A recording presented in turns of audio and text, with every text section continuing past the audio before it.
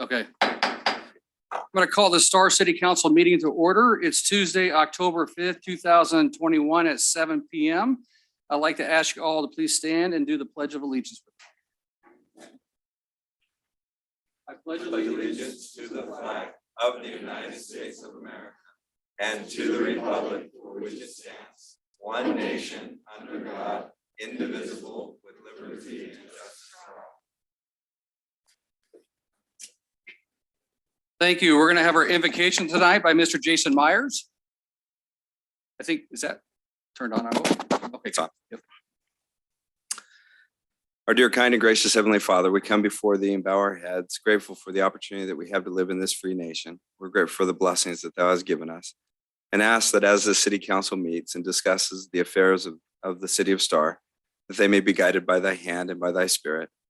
Heavenly Father, we are mindful of those who are in need of our help, both spiritually and temporally. We'd ask that we would extend a hand of fellowship, reach out to those who are in need, that we may give of our substance, that we may be kind and generous and patient to those around us, that there may be civility during a time when there is much incivility at this juncture in time. Heavenly Father, we love Thee and ask Thy Spirit to be with us this day. And we say these things humbly in the name of Jesus Christ. Amen. Thank you, sir. Roll call.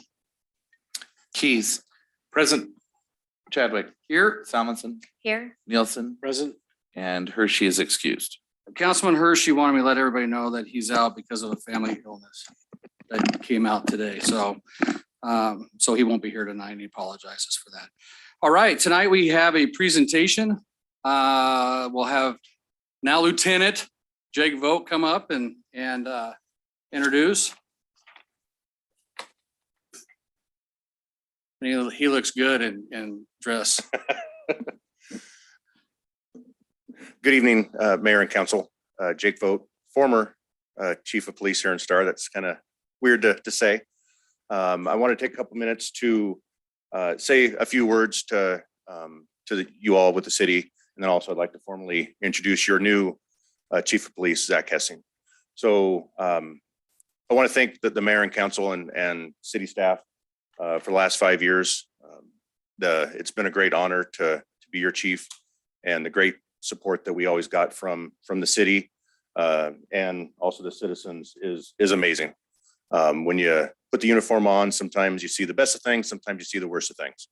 But having that support is huge, and no words that I can give could probably accurately describe how important that is. But I just want to say thank you, and thank you for the last 5 years. As I do move on with the Sheriff's Office with the promotion, I do want to say that your new chief, Zach Hessing, I couldn't think of a better person that I'd want to take over the reins as I leave. When I started looking at the promotion a month or two ago, and I met with you all, my mind immediately thought of Zach for being the replacement.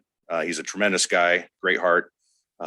He brings a lot of experience to the table, not only just generic law enforcement in general, but also he worked out here for several years, so he understands the uniqueness of Star. And unless you work or live here, you don't know just how special this town is. It really is. And it's bittersweet leaving, because I've met some very good friends and great relationships. But I'm just so thankful that when Zach and I talked a few times, he was interested, and it's a great transition. So thank you to the city for the last 5 years, and thank you to the citizens. So I want to just say, before we introduce Mr. Zach, I just want to thank you a lot for the community engagement and the belief in the police that you brought to our community and stuff. It's been awesome. I was very sad, extremely sad when we found out that you were leaving, but I was excited because I was excited that the Sheriff's Office was getting a high quality person in lieutenant position that can carry on the outstanding work you did with the community. And so I truly appreciate you. I know our city appreciates you a ton, and thanks you for that. And I do have a card and a gift in here for you as well. Thank you. There's some other things for you, but when I was down with COVID in September, I forgot to get that stuff ordered until late. So the other stuff will be coming later for you as well. So I do appreciate you very much. Thank you.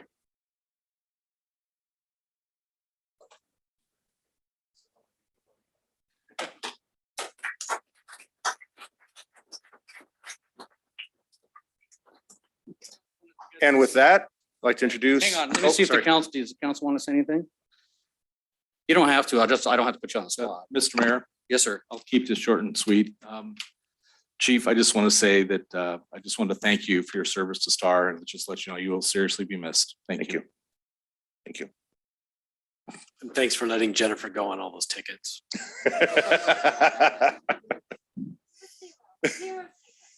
So with that, I'd like to introduce Zach Hessing. We'll introduce Zach. All right. Mr. Hessing. Hey, Dana, our attorney Chris said that you can't see the room online. You just fixed it? All right. So we're gonna do a little swearing in for Mr. Zach. We're excited for Zach. I did some ride-alongs with him when he was a deputy out here, and it was actually really exciting and fun. So that was awesome. And I'm excited that you're back here with the city of Star. You know, it's nice to have deputies that understand our values and how we are as a city and stuff here and advance in their promotions here. So I'm looking forward to at least 5 years, hopefully, with you here, right? Before he retires and you take his spot, right? Does that seem like the progression? Yep, pretty much. So I'm gonna, how do we want to do this? Do you want to? I guess I can yell louder. Okay, come over here, Mr. Zach. Okay. So we'll do a swearing in. Oh, yeah. Oh, yeah, there we go. Okay. We'll see if this will pick me up or whatnot online. Dana. Okay. Okay, you ready, Mr. Zach? I, Zach Hessing, do solemnly swear I, Zach Hessing, do solemnly swear and affirm that I will support and defend and affirm that I will support and defend the Constitution of the United States of America the Constitution of the United States of America, and the Constitution and laws of the state of Idaho. the Constitution and laws of the state of Idaho. I will earn the respect of others by being ethical and professional at all times. I will earn the respect of others by being ethical and professional at all times. I pledge to carry out my duties as the chief of police to the best of my ability, I pledge to carry out the duties to carry out the duties as a chief of police to the best of my ability, as a chief of police to the best of my ability, and bring honor to the city of Star, so help me God. bring honor to the city of Star, so help me God. Awesome. Thank you, sir. Appreciate that.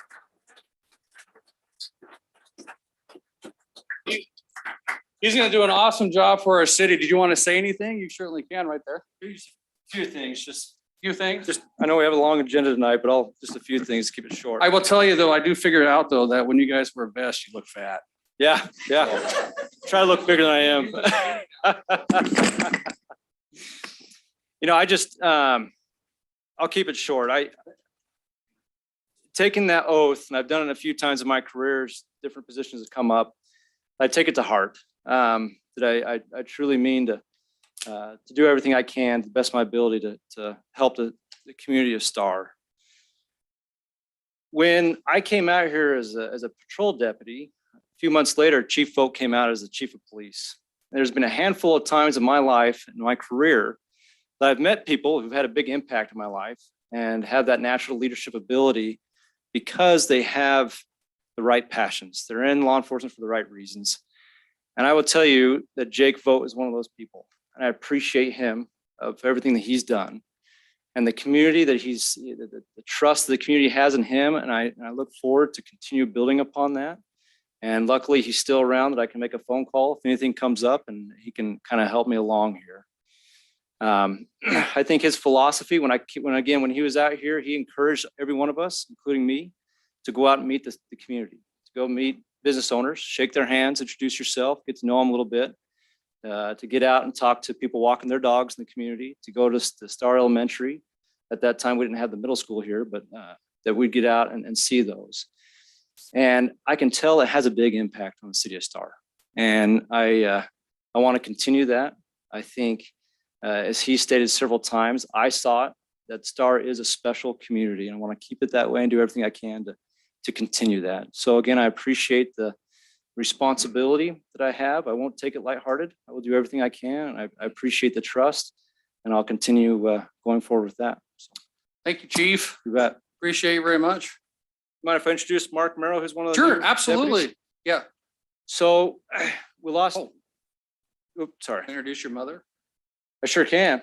I can introduce my mom, and I've got a few kids and my wife out here to support me too. I couldn't do my job without them. So my mom, Sharon Carlson, she's here tonight to kind of see this, and my wife, Dixie, And then I've got my 4 kids, Melanie, Calvin, Stella, and Leona. So they came out here to see this. This is a big thing for me, and I love having them here. So That's awesome. Yeah. Thank you. Deputy John Taylor went on to a different assignment, and so we had Deputy Mark Merrill, who is now joining us. I want to make sure we introduced him to the city of Star.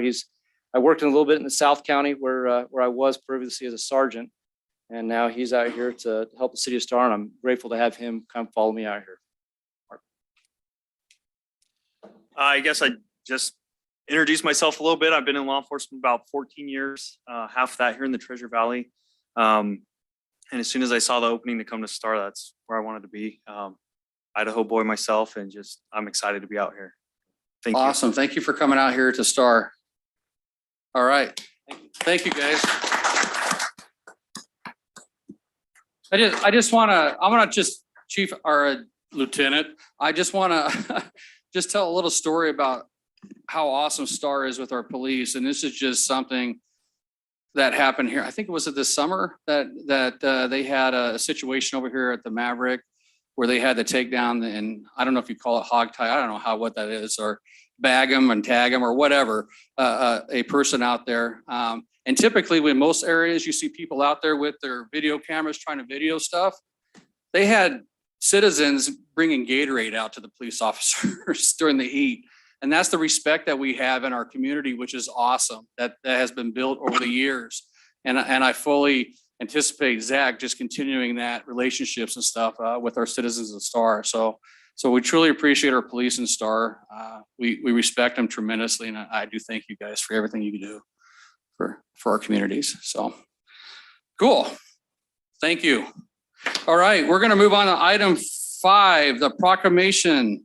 It's Domestic Violence Month. So I'm going to read this proclamation here tonight.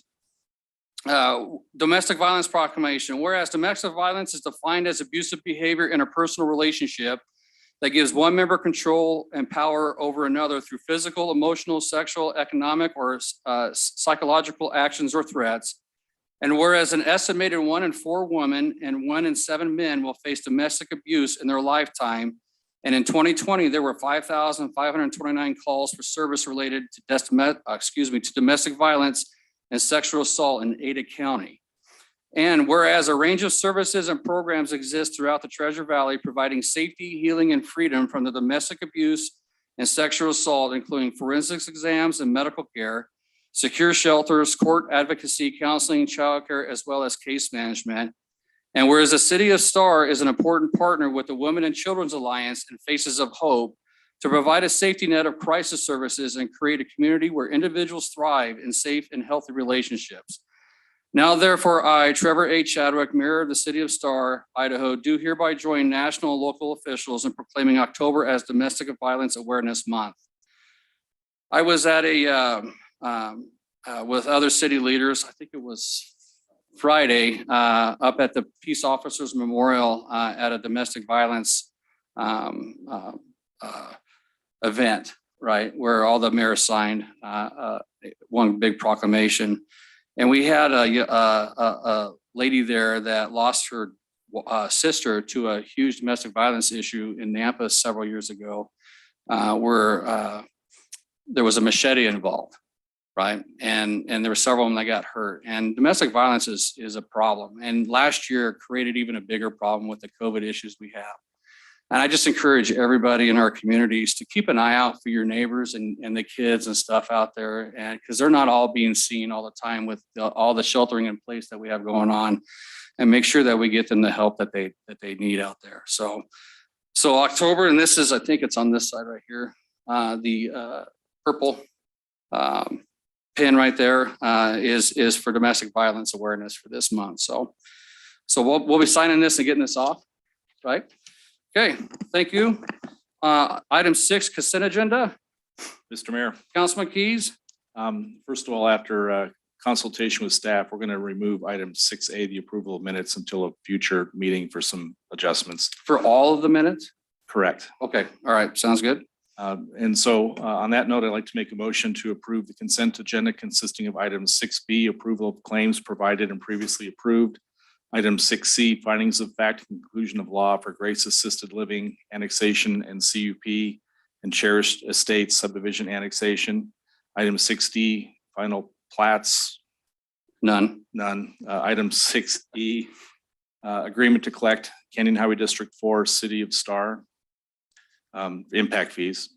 Item 6F, joint services agreement, Ada County Sheriff and Ada County Prosecutor. Item 6G, joint services agreement, Canyon County Prosecutor. And item 6H, cooperative agreement, Valley Regional Transit. Okay, we have a motion. Do we have a second? Second. Okay, we have a motion, a second. Any further discussion?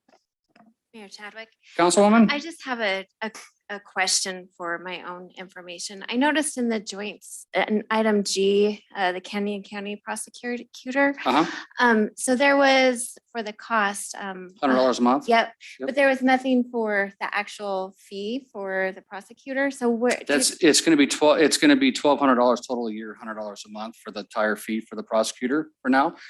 Because we're trying to figure out how many, it's gonna depend on what happens back here, right? On when we do our policing on that side, as we're getting the houses that are being built in those subdivisions over there, on how many actually the misdemeanors and stuff go to Canyon County. And so year 2 and year 3, that number is gonna adjust depending on what we see happen. I don't know if that answered your question or not, but. So we're taking this year as just kind of to gather information. Right. and then- Other cities are paying quite a bit higher amount, and we proposed an amount, the Canyon County Prosecutor came back with a lower amount. Because he wants to see what's there first. Okay, thank you for Yep. answering that. Okay, any further questions? Hearing none, all in favor? Aye. I, So we got 3 ayes, right? Okay, that motion carries. Okay, we're gonna move on to item 7, the public hearings. So do you have somebody here for the transportation? I was just gonna do it, Mr. Mayor. You're gonna do it? Okay. We're gonna move item 7C up. Do I need to pull it up? Okay.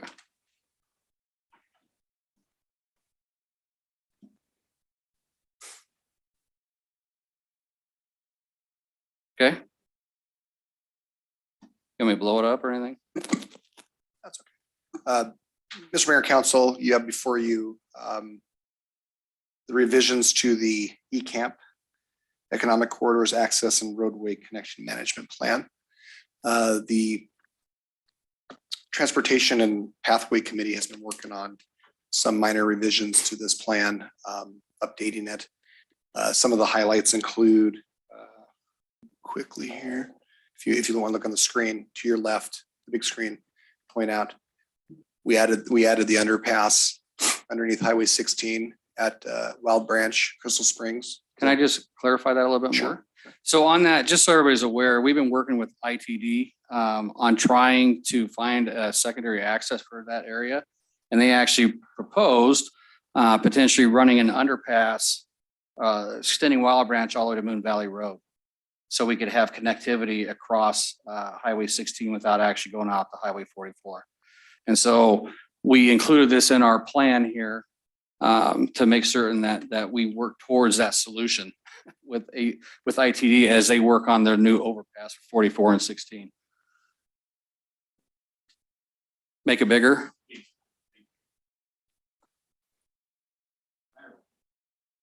So that would be right here is where they're showing that with the underpass. So sorry about It would that. align up with Moon Valley Road Yep. to the east.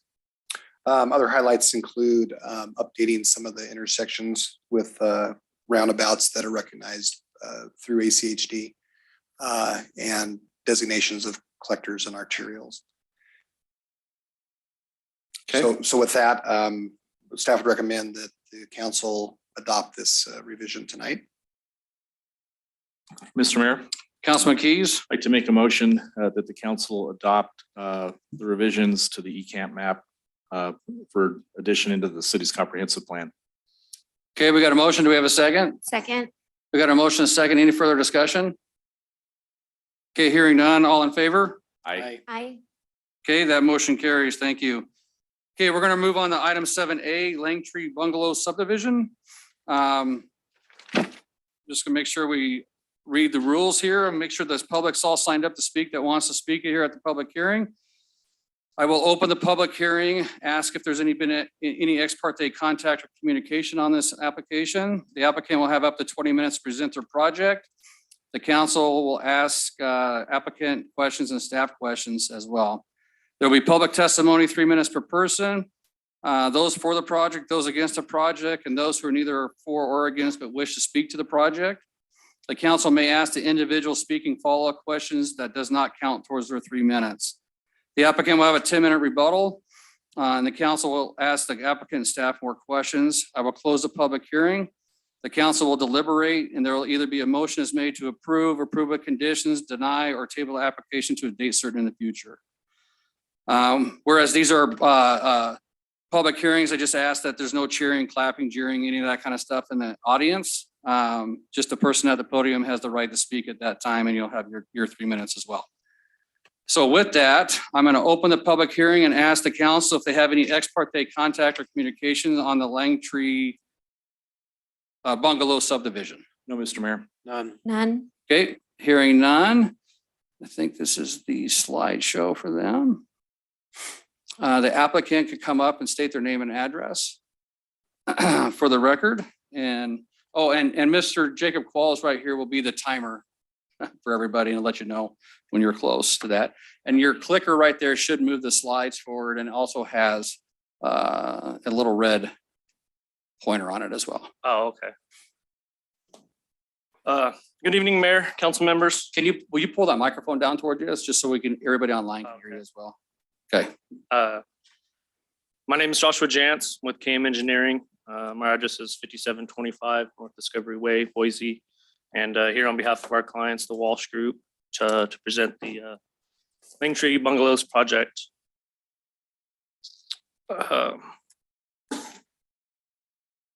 Is that Arrows or? is it? Oh, yeah, right. Yeah, sorry. Is it on? Kevin, can you check that?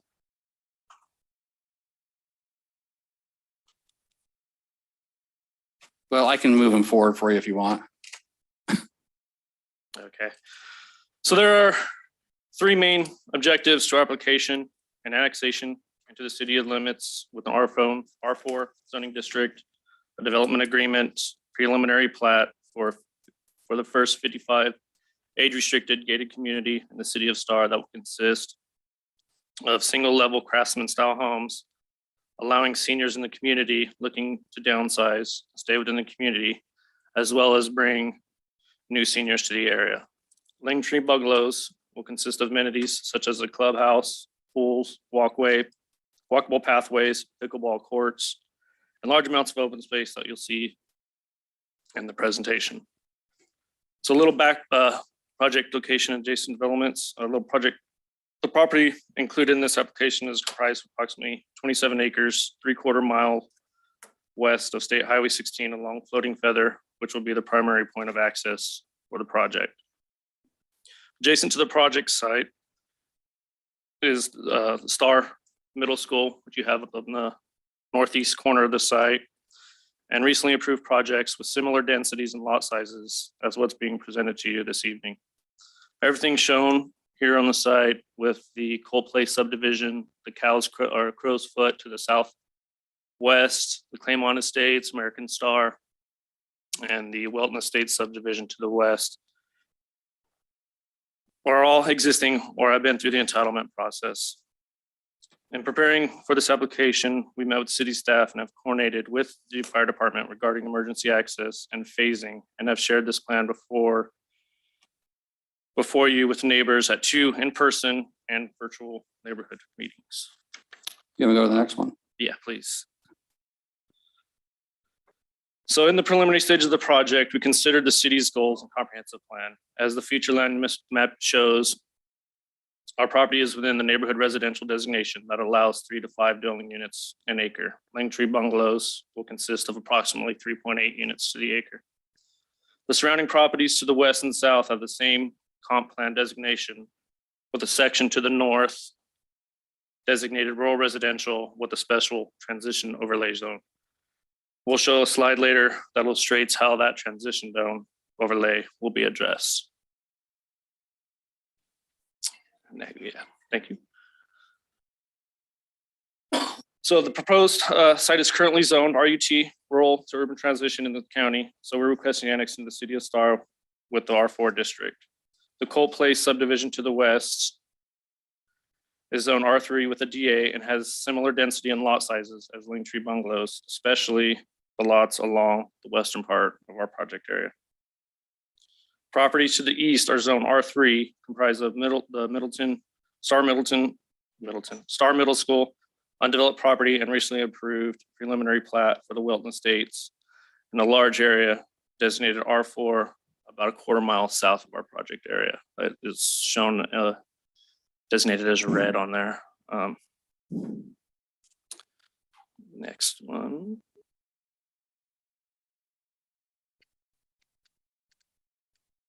There. Yeah, it should be.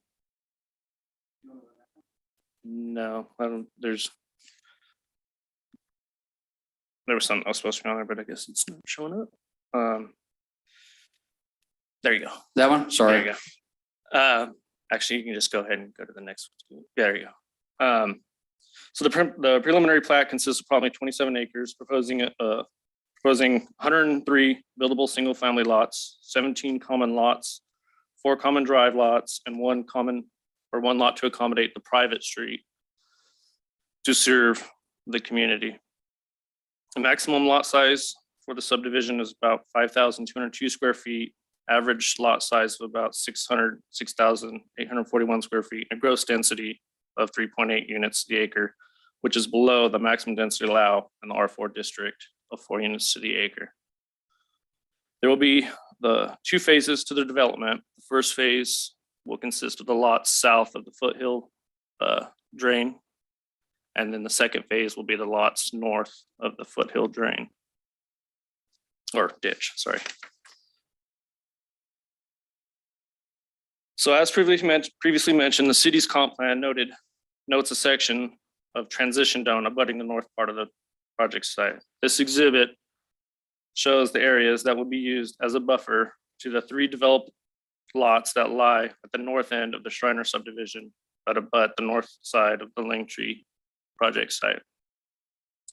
Our clients, the Walsh Group, have also acquired the 2 vacant lots of approximately 8.5 acres shown in green on the north side of the site, which are the 2 lots within the Shriner subdivision to act as a buffer to the 3 existing lots within that subdivision.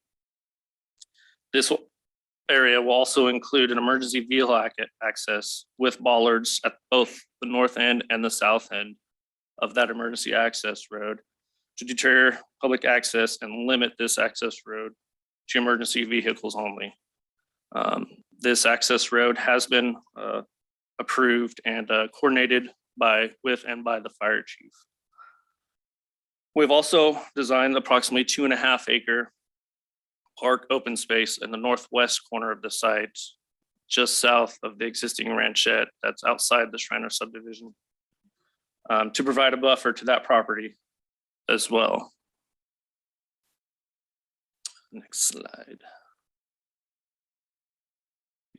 There you go. So as part of the development agreement, we're requesting decrease degrees to the front setbacks of the living space from what the R4 district requires of 15 feet to 10 feet. Based on similar projects by the developer, the seniors in those communities prefer smaller yards, which allow more time enjoying the amenities and open spaces throughout the community and allows for flexibility to accommodate the specific housing product type being developed for Linktree Bungalows. This waiver will allow the homes in the community to adhere to the front driveway setback while placing the living space closer to the sidewalk and the streets. This orientation provides pedestrian-oriented and walkable feel to the community with easily manageable front yards, which are fully maintained by the homeowners association. This footprint or these footprints and product style have worked well in the other communities designed by the developer and is highly sought after by the demographic being targeted. We're proposing this waiver to be included as a condition within the proposed development agreement. Yeah, open space. So per city code, 15% of open space shall be provided with 10%, which 10% of that needs to be usable open space. Langtree Bungalows is providing 4.43 acres of open space in total, which is about 16.4% of the site. And of that, usable open space is about 3.7 acres, or about 13.6%, which both meet current city code. Those areas are shown here as green, with the ditch shown in red. 20% of the area for the foothill ditch, which will remain open, has been used as part of that calculation. And we have been in discussion with the irrigation district to include a pathway along the ditch as an additional active amenity for the residents.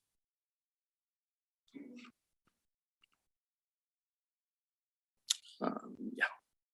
So this slide shows the first phase of the development, which would be south of the foothill ditch, which will include same architectural theme clubhouse as the homes within the community, a pool area for the residents, and open space, which is easily accessible and centrally located within the project.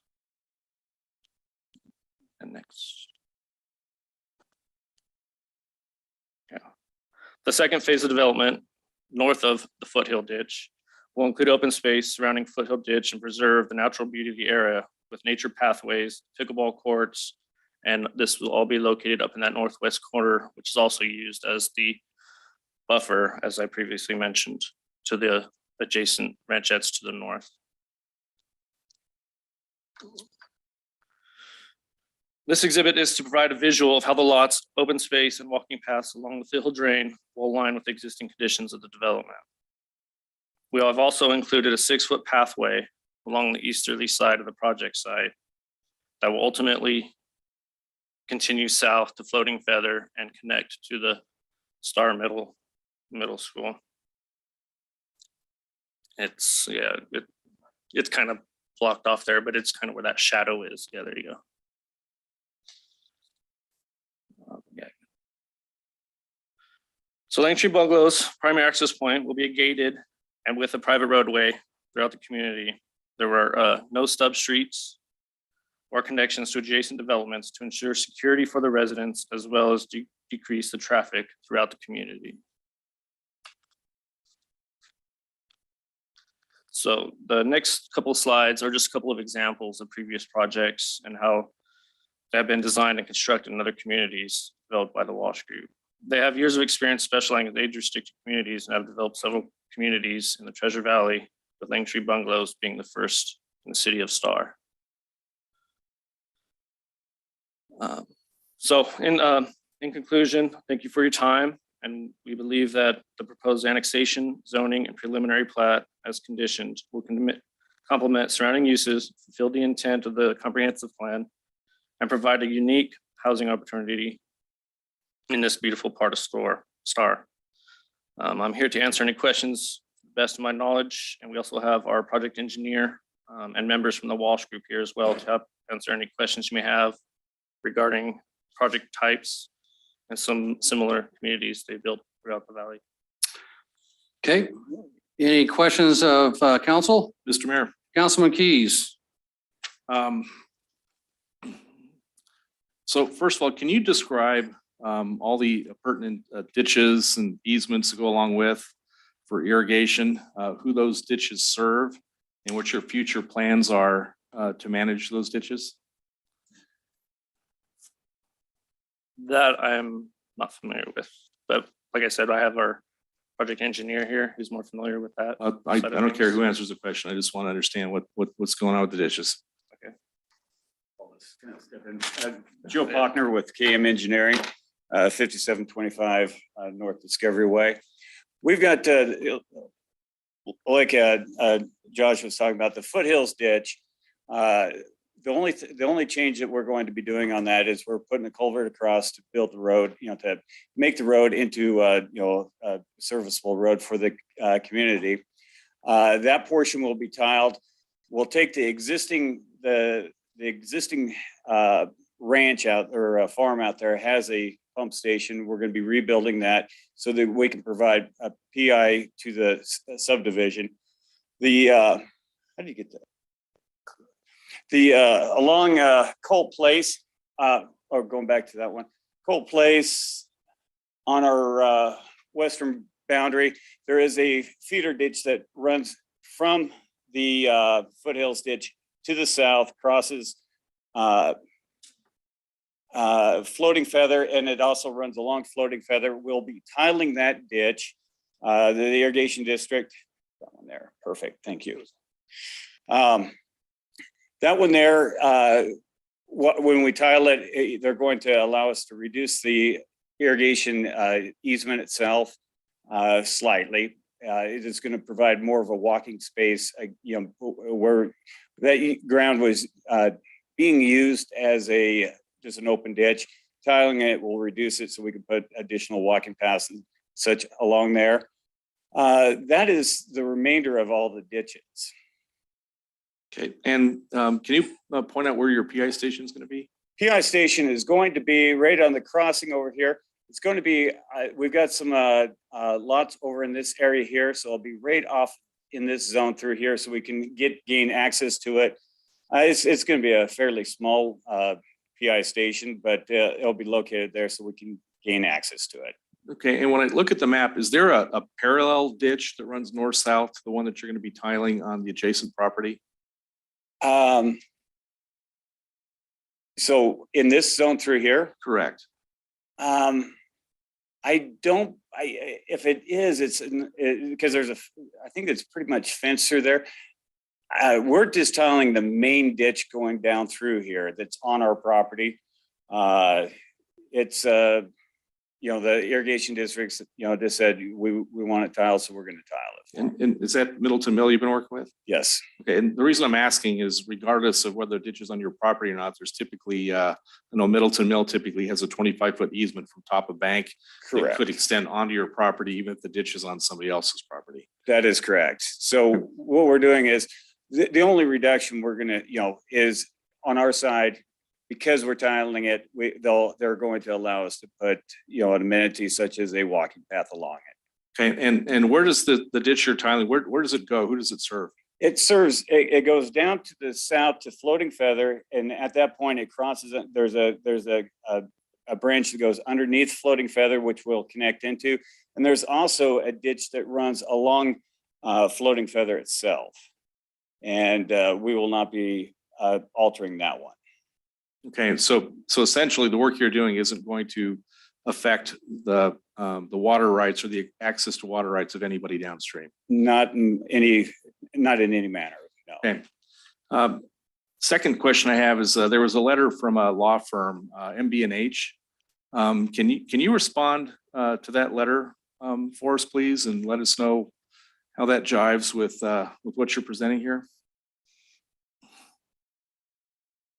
Could you give me the brief description of what they're asking for or what they're claiming in that letter? It's a letter from a law firm that indicates that they're representing all of the homeowners to the subdivision to the north. Okay. And suggesting that the road that you're tying your northerly access into is a private road, and that they are in no way, shape, manner, or form offering you permission to use that road was designed to serve 4 driveways, and it's not, and they're not giving permission for it to be used for anything else. I believe, an accurate summary of their letter. Yeah. Okay. And apparently they wrote the first letter a year ago, and they wrote another letter more recently, and they've apparently been involved consistently delivering that message. And yet I have a driveway going north to that. And I'd like to hear your reasoning about why you think it's reasonable for us to be considering this. Okay. First, kind of the history of why we were putting secondary, and it's not a driveway. It is solely a secondary emergency access. Bollards and gated, just to provide that, that security that it's only going to be emergency access. We looked at, the obvious place to put secondary access is off Floating Feather. That is where the traffic's coming. That's the most easily, that's where the fire department will most likely want to transfer. Going through the, Shriner subdivision, it's a long out of the way route that in the whole thing with fire access is timing. And the faster you can serve this, the better it is. We also, the property owner to the east of us has granted us secondary access through his property. Which property owner? That is Is it the Weltons or the one down to the south? to the south, so we Okay. can get direct access back off the Floating Feather. Michael Edgar, You're talking this property right here, basically, right? that is correct. Okay. So we would come out and come back onto Floating Feather. So it would be another access point. In case there was, something tied up in our main entryway, there is a secondary access. So to be clear, did I misunderstand? Are the homeowners and Shriners giving you permission to use their private lane for an emergency access? One is. One of the owners of two of the lots is proposing to allow that. So I understand that it's owned by 4 homeowners, Well, correct? That is correct. Okay, and you're saying one of the 4 says that you can do that, but 3 of the 4 say you can't. Isn't it 5 homeowners, four other lots, and this group owns 2 of the lots to the north? I believe so. Right. So there's 5 total homeowners, or 5 total landowners up there. So one of the 5. Well, they own 2 lots. Yeah, of the 5, of the 6, then I guess is what you would say. 2 lots of the 6. Okay, so I just want to be clear. It sounds to me like that's not a majority, and it's unlikely that the corporation that's the HOA is likely to grant that permission. Would that be fair? That is. Okay, and yet you're still showing this here, even though what they've we been want- representing that for a year. We have, like I said, there's been multiple public or not neighborhood meetings. One of the crucial things on this is, the easiest way for us is to take a secondary access onto Floating Feather through Michael Edgar's property. That makes a lot of sense for us. The fire chief, when we discussed it, he was looking at trying to spread these access points out as far as we possibly could. And he was looking at, this access is emergency access, not only for us, but also for Shriner. And so I think that connection for emergency access only benefits them as much as it benefits us. But, it's one of those that we wanted to show all the different options at this time and hear your response to it. If,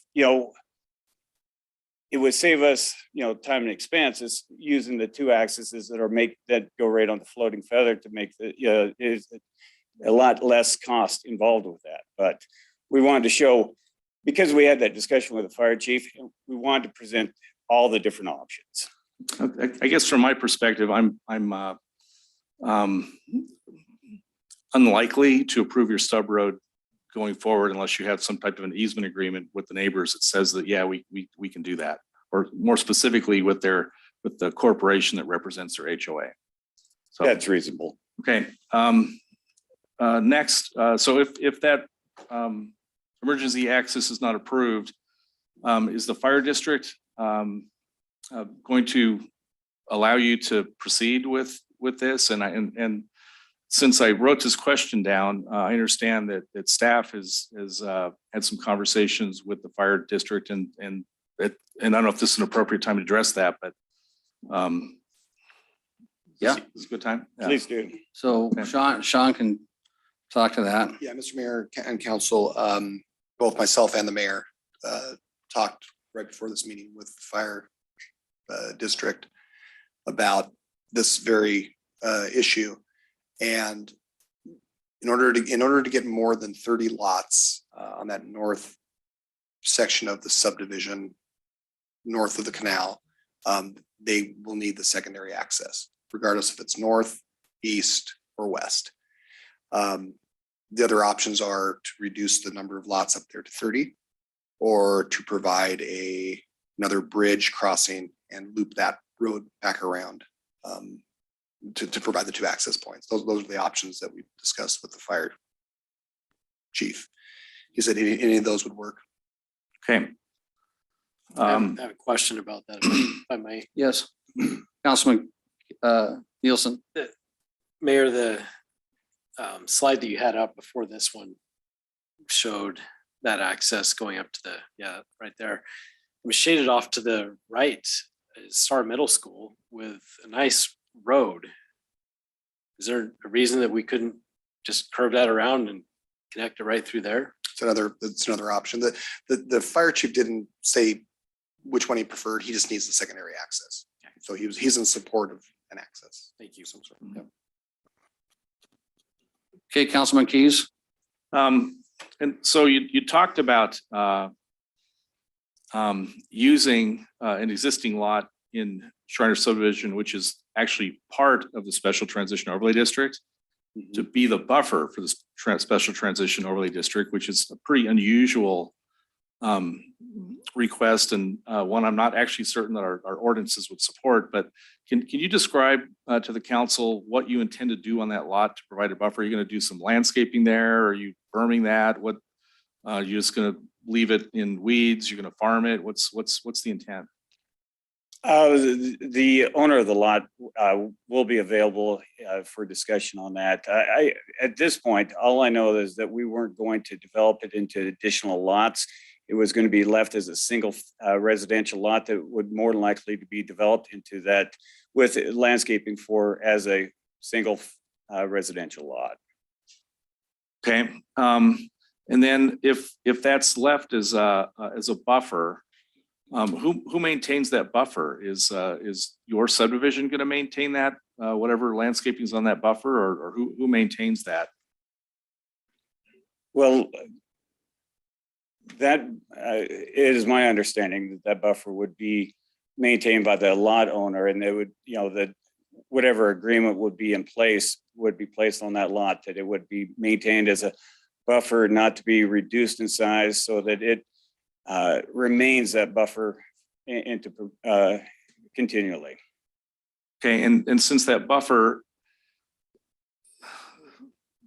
is really intended to be to the benefit of Shrivers, is that going to be part of their HOA, or because you're requesting it, do you intend that to be controlled by the proposed project's HOA? No, the buffer would be placed on that lot as an additional restriction to ensure that that buffer stays in place.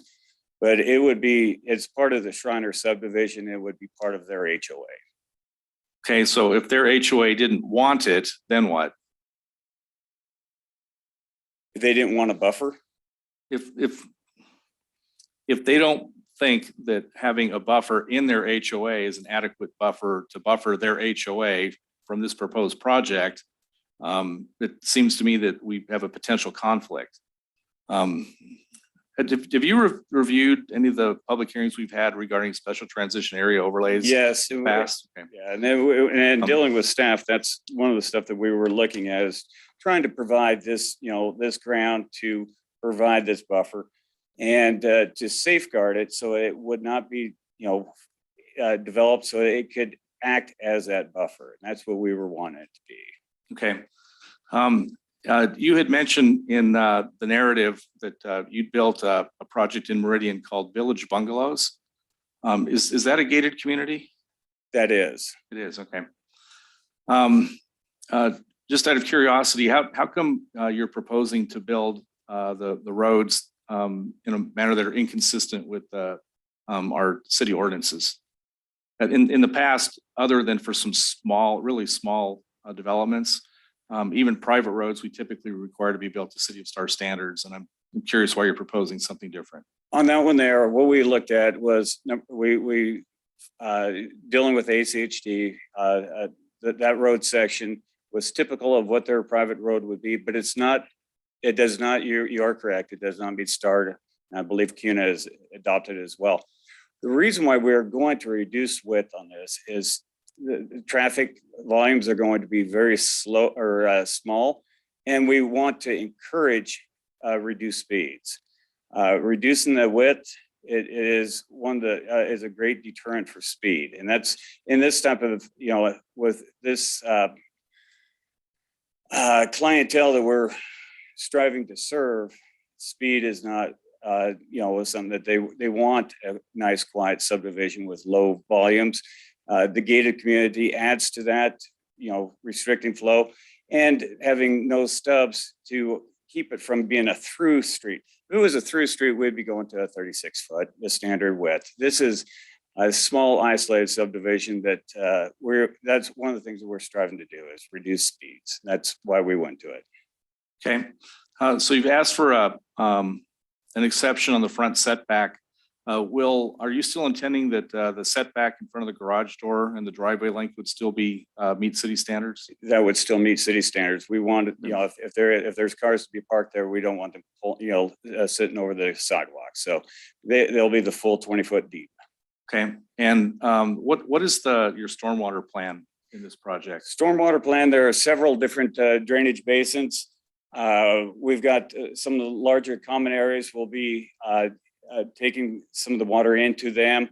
The basins, because it's, you got two zones, an upper and lower, but for the most part, it's fairly flat. So there's only so far we can take it where we have to go into subsurface basins or shallow, because the other issue that we've been dealing with is high groundwater elevations. So you can't just be one deep one. We have to abide by, the city standards for separation. But we have been monitoring over the last year, and we're confident that the stormwater will meet the city standards. Okay, and so you said that some of the stormwater will be retained in some of your common areas. Are those areas where you're potentially putting stormwater part of what you're calculating as your usable open space, and do they meet the city's definition for dual use for stormwater retention and usable open space? Those, I guess I could ask staff that, but yeah, there's only the center portion by the clubhouse. We have some basins in there. We can either go subsurface that would completely use, so that it's 100% usable, at surface. But the remaining portions, one of the things that we are trying to do on some of these common spaces, especially up in the northeast corner, is you got a natural wetland drain going down through there. We want to encourage that, to stay wet. Pushing runoff in through those areas is going to enhance that. One of the things that we've found is, the existing pond on the north or on the southwest corner, when they dry that up, it changes the characteristic of the site. You lose some of the trees. We've conducted a tree survey of what trees we can save, which ones need to go, which ones, and so we've been trying to look at the site overall and see how much of this we can retain and preserve. okay. And then can you describe to me what's going on with lots number 17, 18, and 19? It's unclear to me when I look at what you proposed here about how that works. 17, 18, and 19. That's near where you're proposing your PI station. So I think this is 17, is that correct, Michael? And 18 and 19, you say Up 18? above it, yeah. I'll go up there directly. Oh, these two right here? Yeah. Okay. 17 is that it will serve as access to, for both lots 18 and 19. Oh, that's a flag lot? Flag Those road? are just, this is a shared driveway with two lots coming off. Okay. Okay, and then this last bit was kind of a late exhibit that we received today, and I'm actually not even sure how to wrap my head totally around this, but we received a communication from a gentleman named John Northrup, and possibly he's here and we'll speak later, but he had mentioned something about a litigated floodplain or a, trying to look for the words he put in here.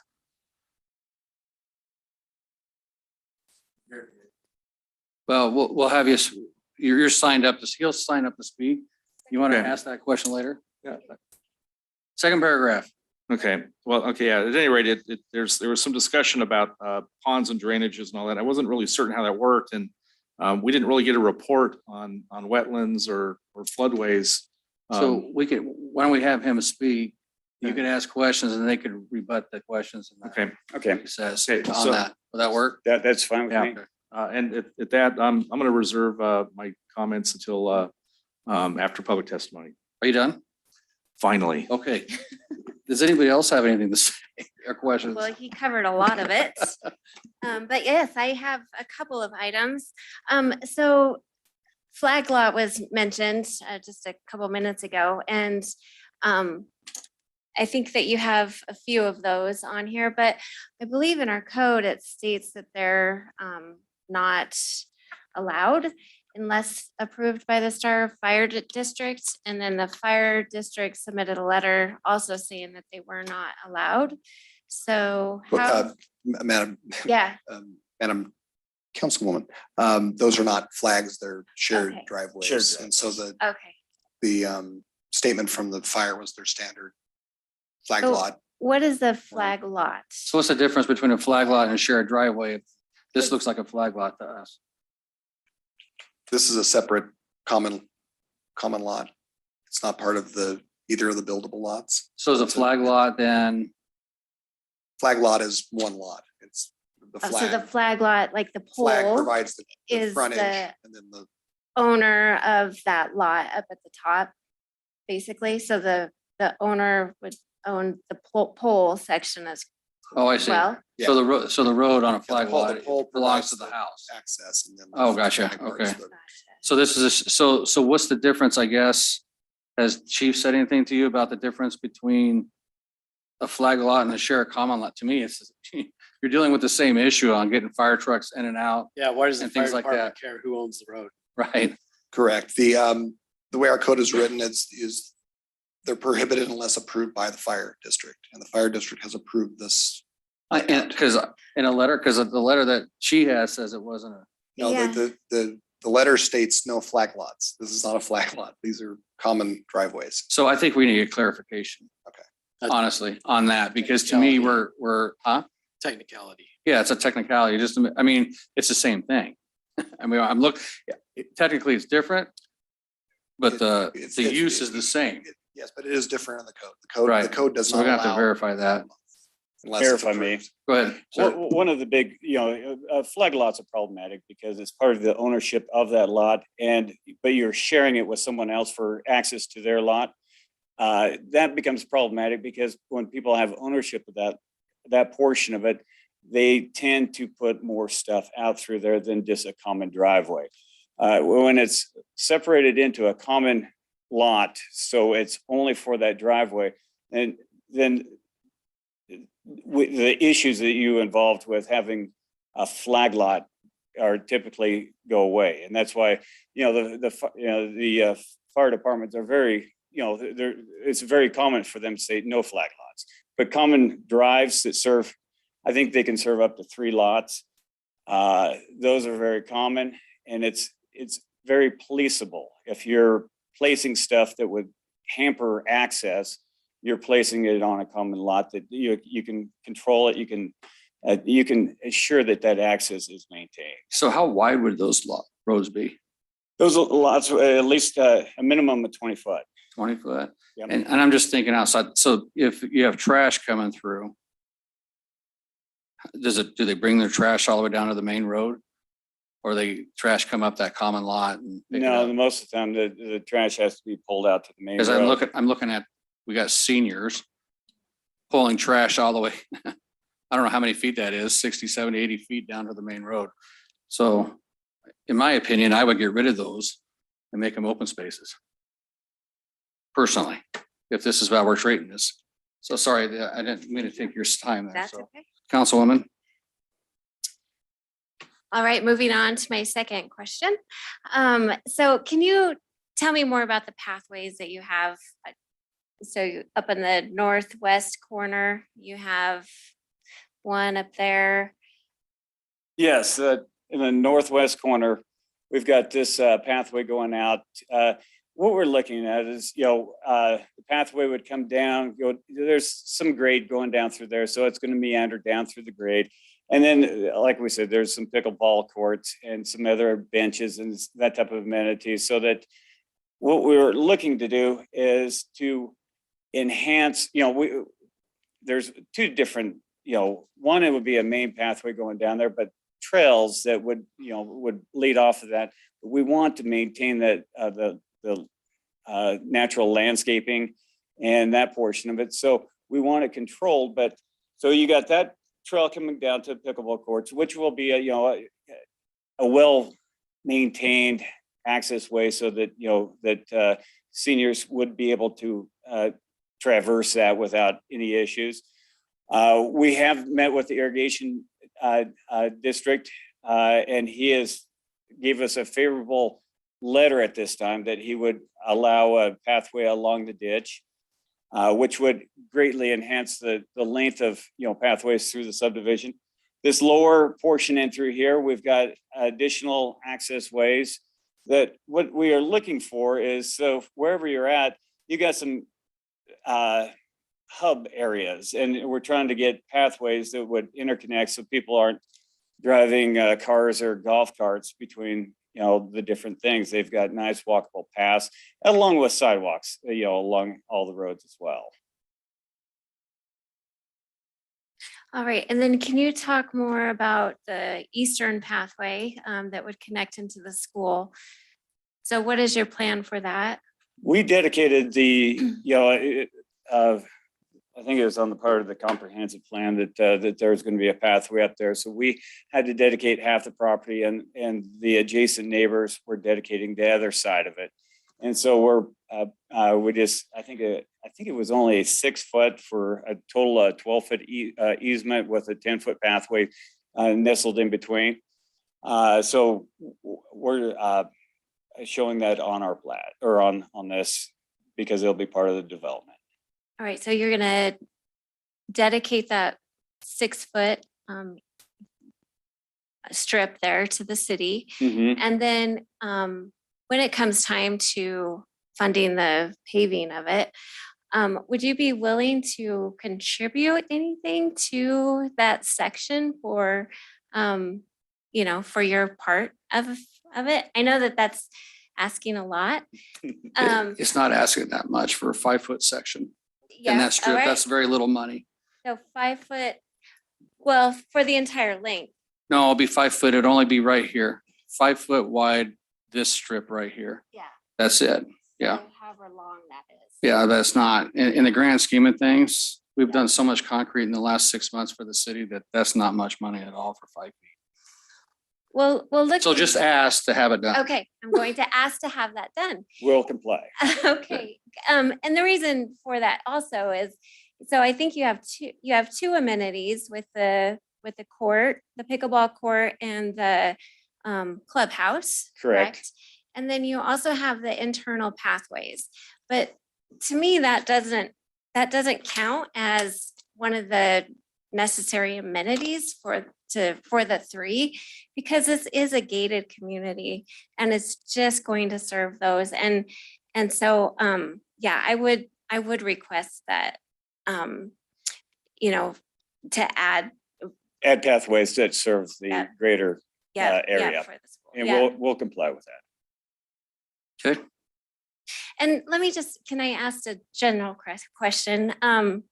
So as a parent, and I live just south of this neighborhood, I was just interested, or I don't know if that's the right word, but why you chose a senior retirement gated community for this land when it's so close to the school. I'm not a developer. I'm sure that there's a market for it. I'm just curious, it seems like it would serve a lot of, seeing like families and children that would attend that school. So do you have anything for that? I would like to defer to the actual developer. He's been, they've got their master plan of where these fit, what they're looking for the site amenities, plus, trying to see, how this would fit in. The access to and from this is very important for the seniors, and the proximity to downtown and to other, things, but, still be on the quiet side. I can see, being close to a school, you do want a lot of rooftops that are addressed going to that school, but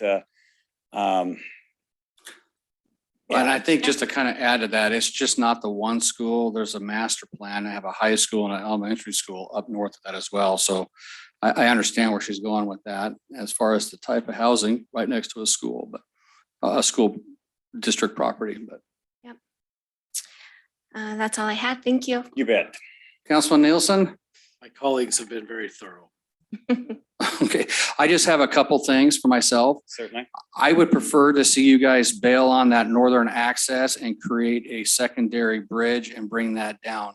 Talking who did we talk to? Chief Victor, Deputy Chief Victor. Let's not promote him here tonight, right? That the way that you guys design that access coming into the subdivision actually counts as 2 points of access, right? Because you have an in and an out with that big island there. I mean, that's kind of unique that we haven't seen, so that's pretty good. But if you come up here, I don't think that's right for us, even though they own this property, to put even an emergency access up here into some private street for that subdivision. I would prefer to see you guys kind of contain it as much as you can, unless you can get access to the Weltons or the access to this subdivision here to the west, or bring down a road and a bridge secondary right into here, which would provide you your loop. Because the other option is you drop it down to 30 units on the top, so you don't have to worry about a secondary access. Yeah, we've actually discussed with the owner of Michael Edgar on this side over here of bringing a secondary access that would feed through his subdivision there again. It's just, different options. It just, we're looking at, at this point, I know that when we're looking at the grand scheme of where ideally, that secondary access would be. But yeah, we started looking at, going through the Weltons and all the other different options and seeing what we can work out. And that's, we'll get our secondary access one way. So for me, I would say, I'm not going to get the vote tonight. There's only 3 people here, right? So there won't be a tie, so I don't have to worry about that. But I would encourage this to be tabled to some point after we hear everybody, until you get that access figured out and bring it back, so we know what's happening with that. So, okay. Any other questions of the applicant at this time? You kind of got railed there a little bit, I think. Okay. All right. So we're going to move on to the public hearing side of this. We had 4 people that are actually remote that signed up. I'm going to have them go last on that. So we'll start with, so now I forgot the name. So Ron Walsh, were you the one that was speaking? Oh, did you want to speak? You spoke, you checked on here that you wanted to speak. Sure, absolutely. And he was for the project. So the people for the project will speak first, and then we'll go with the against and those that are uncommitted. Mayor, could you go back to, Which one, going backwards? our very first? Oh, no, it shows that northern. Oh, with that the strip up northern- there, Yeah. Thank you, there it is. right there? Okay, thank you so much. Yeah, we understand why the fire chief would like. Can you speak into the microphone, sir, over here? Thank you. I understand why the fire chief would want us to get a secondary exit out from that upper level. There's some topography that takes us across that ditch. The road's there and it's been there for 35 years. We're just going to bring our road kind of right over the same area. So to be clear, the chief doesn't care where the access is. Right. He's not saying that it has to be up here either. For sure. Right. Yeah. No, but I appreciate what he's saying. Trust me that to those 2 properties to the north in Shriner Sub belong to me. I'm going to live there. I'm going to, with the city's permission, put my home and barn there. And so I'll be maintaining those. There's no such thing as a Shriner subdivision HOA. There isn't, one doesn't exist. One was created, but it pertains to different lots that Ron Shriner developed that wound up being the middle school and some other properties. And it was recorded in 1999. The original ownership and access to that Shriner Street was recorded in 1991. And I, by ownership of those 2 lots, have 2/5 of that ownership. But I don't want a war with my future neighbors. So I am going to have to bring my driveway in, and there's some terrain there. So that roadway will come in a ways anyway as my driveway, but I would love to abandon that whole idea. But it was really an emergency access, gated, fenced, gated, and only the first responders have the key Nobody travels down it. We did it in our village bungalows. And the fire department hasn't opened it in 4 years. So it was pretty benign. It got blown out of shape as some form of developer ploy to take a arterial up through the north, which we're a gated community, so that never made any sense anyway. But we will get a secondary access from top down. We've got permission from Michael Edgar to our east to get that done. So we will get that done and we will get that off there. But Joe said that he was going to load the maintenance of that 8 acres off onto the non-existent Shriner Sub Homeowners Association. But that's not true. I'll be maintaining that and irrigating it. And all 5 of the Shriner acreages are in weeds right now. And mine will be the only one that won't be in weeds. And so then that's a buffer from them to this plat. Will be well maintained and it'll be $2 million home. So it'll be well maintained and well taken care of. Our portion of our property under that's 2.7 acres is a buffer to our neighbors to the north and the west. And that'll be completely maintained, pressurized, irrigated, and landscaped. And we're going to maintain the topography there.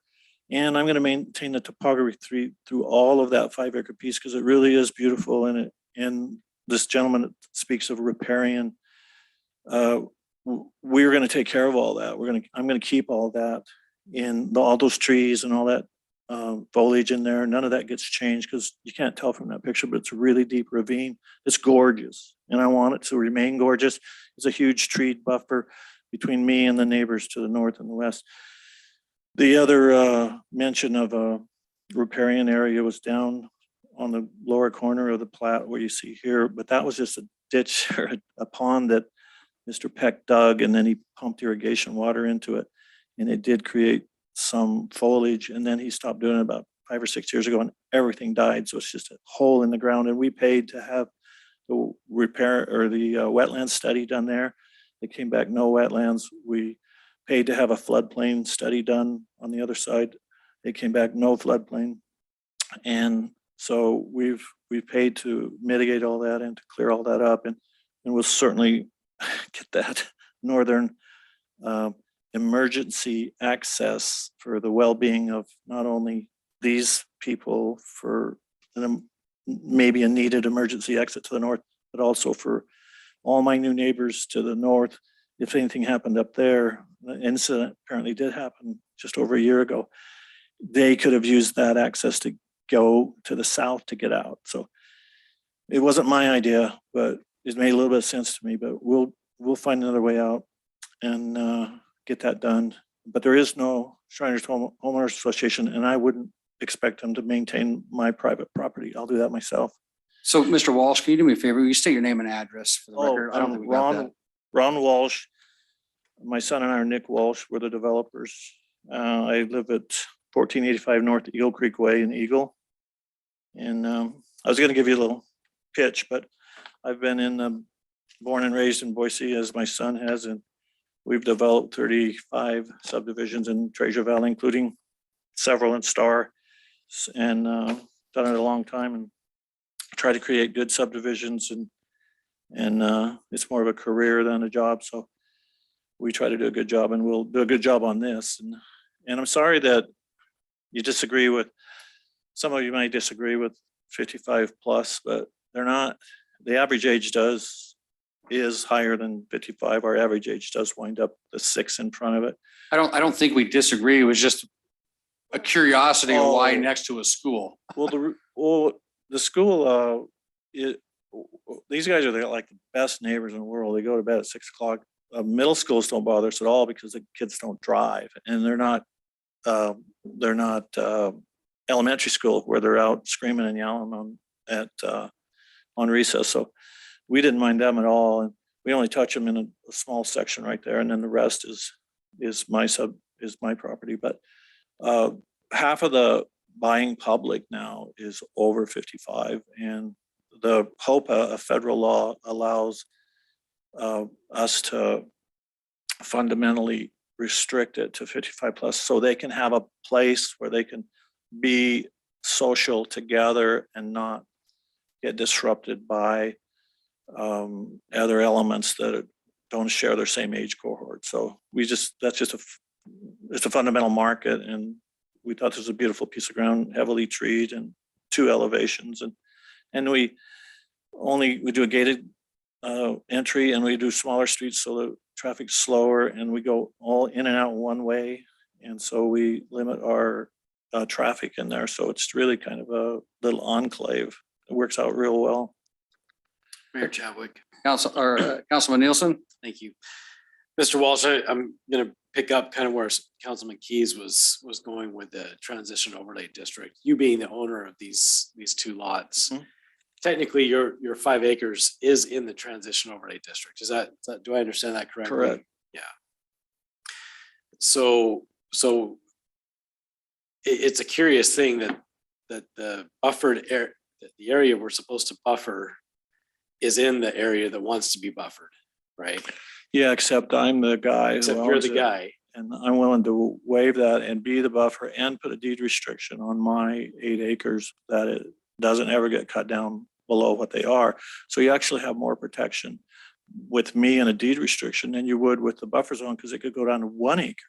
And not even 1 acre makes sense to me there. I don't want 1 acres on either one of those lots. So I'll put a deed restriction in, you'll have more protection that way than you ever had with the buffer zone. I appreciate that. Okay. Thank you, sir. Thank you. Thanks for your time. Okay.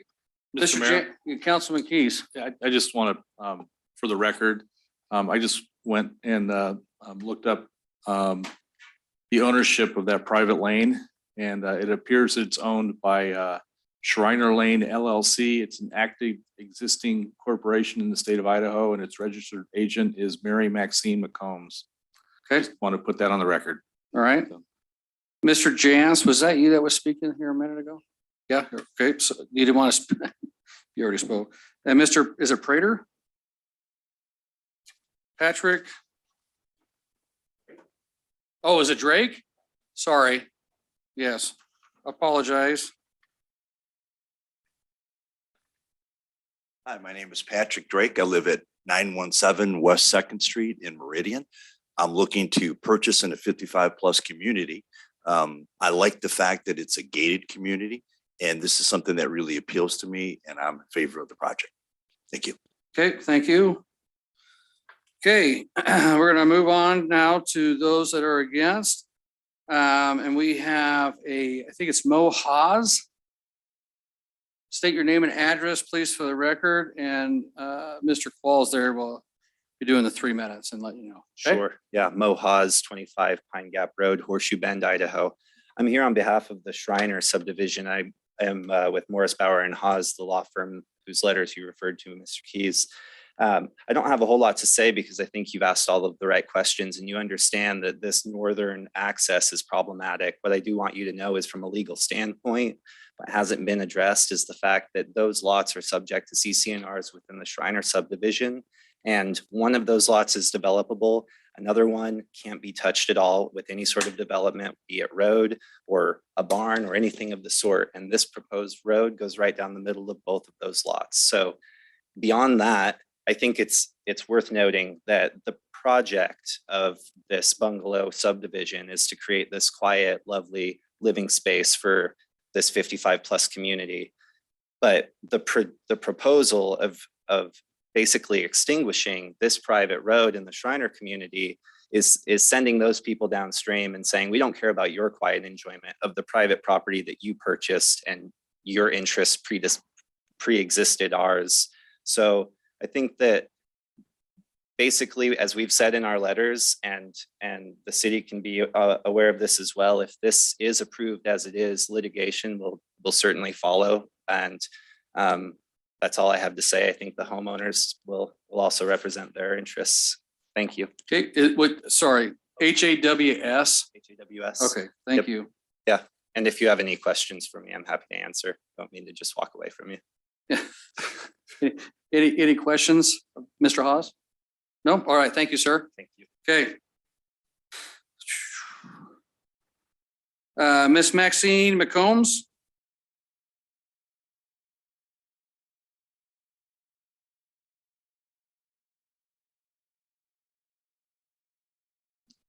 Maxine McCombs, 2211 North Shriner Lane. Sorry, I have a polyp on my vocal cords. so That's fine. You just try to speak as close to that microphone as you I can. will. Thank I you. will. Thank you, Mayor and City Council, for letting us come and talk about this today. The first thing I want to address, I think Mo has just addressed, is the CCNRs. We have restrictive CCNRs in our subdivision, and so does Mr. Walsh has restrictive CCNRs in his subdivision.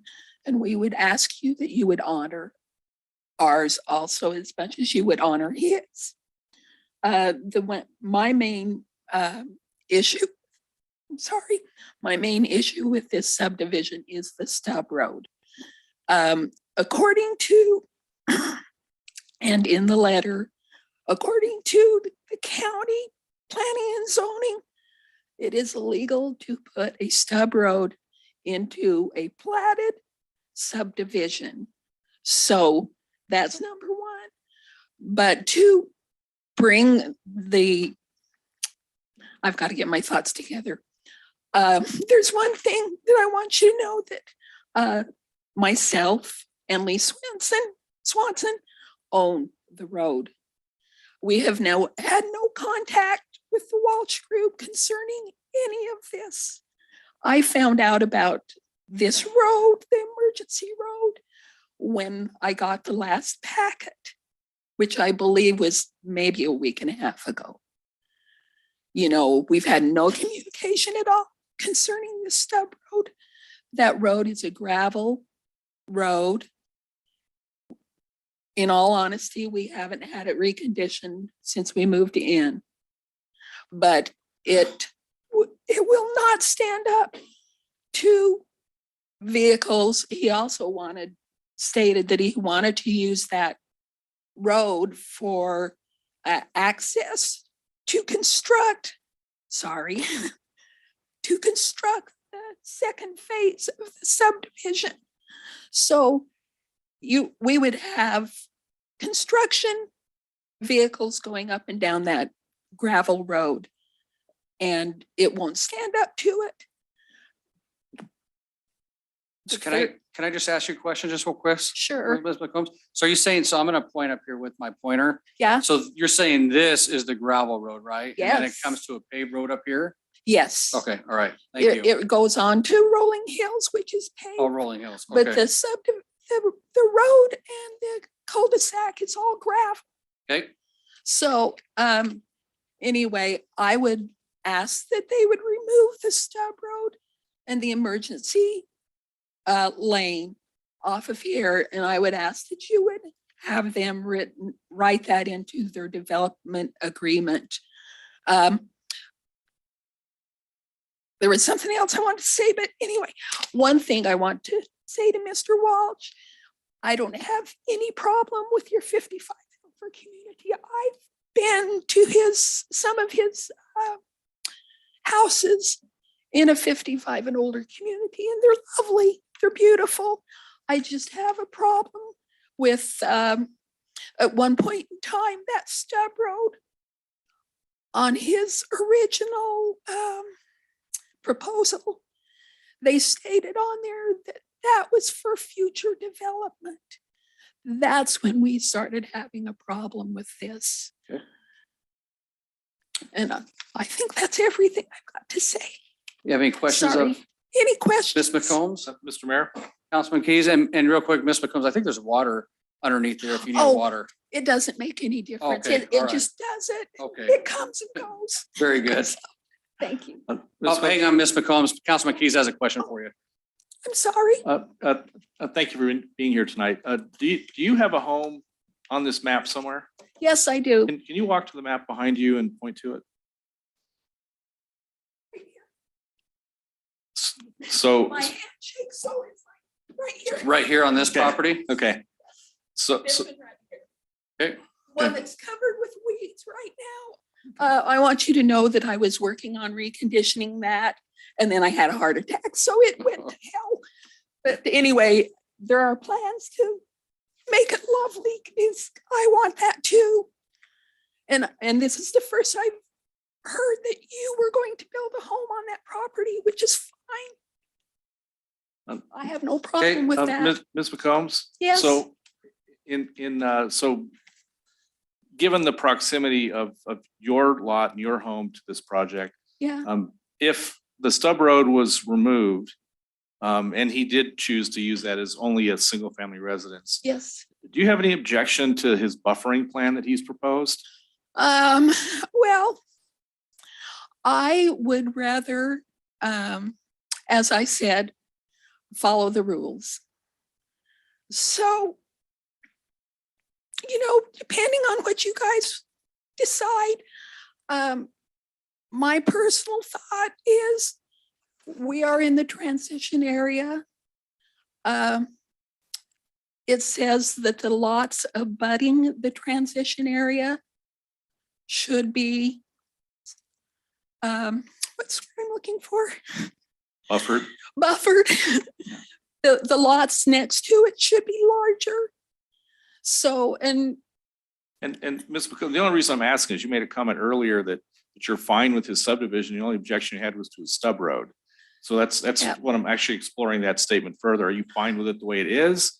Or well, I would like to see larger lots along there, okay, but I'm Thank you. not married to it, put it that way. Okay. Thank you. Thank you. Thank you. Any other questions of Ms. McCombs? Okay, thank you. Miss Mary Ann Saunders?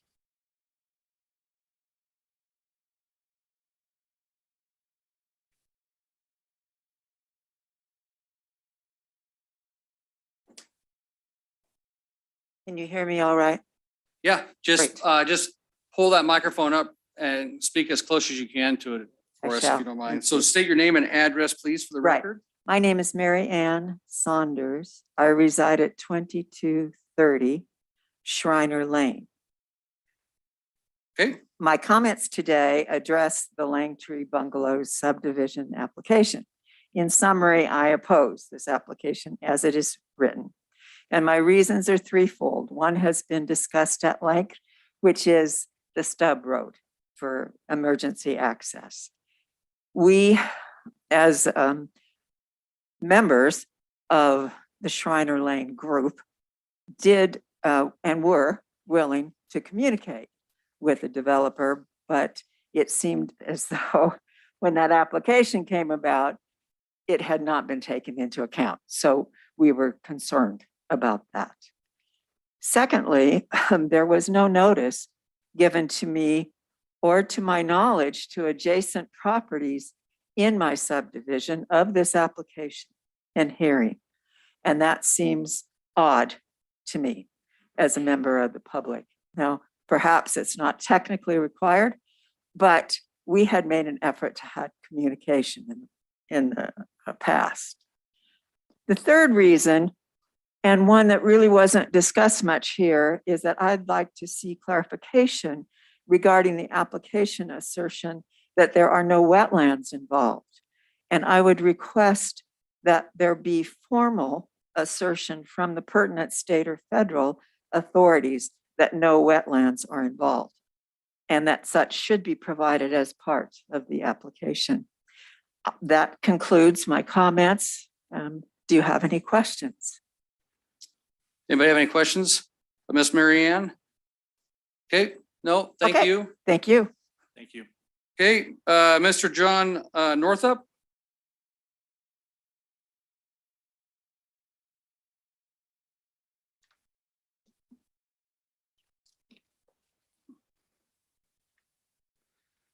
State your name and address, sir, please, for the record, and pull that mic up a little bit for you there. Thank you. I am John Northrup. I live at 2333 Stardust Farm Lane and directly abut the proposed subdivision to the north. And did you want to ask the questions now, or would you like me to read my 3-minute statement? Just, you can do your statement or what you want, and then Councilman Keys can ask you the questions that he had. Sure. Mayor Chadwick and members of council, my letter and neighborhood petition should have been included in your package. So I'll just touch on a few major points. The petition, all of our neighbors signed this petition to support the neighbors in our Shriner subdivision to remove the proposed road and stub road to the north. It should never have been allowed in the proposal, and I'm sure that it'll and has been discussed in more detail by others. The secondary access should be to the east, as was discussed in our neighborhood meetings with the developer. At great expense, 3 years ago, I split my 10 acres into two 5-acre parcels, and I checked with my neighbors to the east and Shriner. They said there would only be one more home to be built there. And while I knew the land to my south would be developed, I expected it to be developed within what the special transition overlay area would expect. Councilman Key's table that was approved back in, I believe, December 8th of 2020 was the table that we tried to be working from ever since. With the requirement of open space in the new developments, I request that you try to use as many of the natural drainages, ponds, old growth trees to connect and create wildlife corridors, that I believe, and it was great to hear Mr. Walsh address that as well.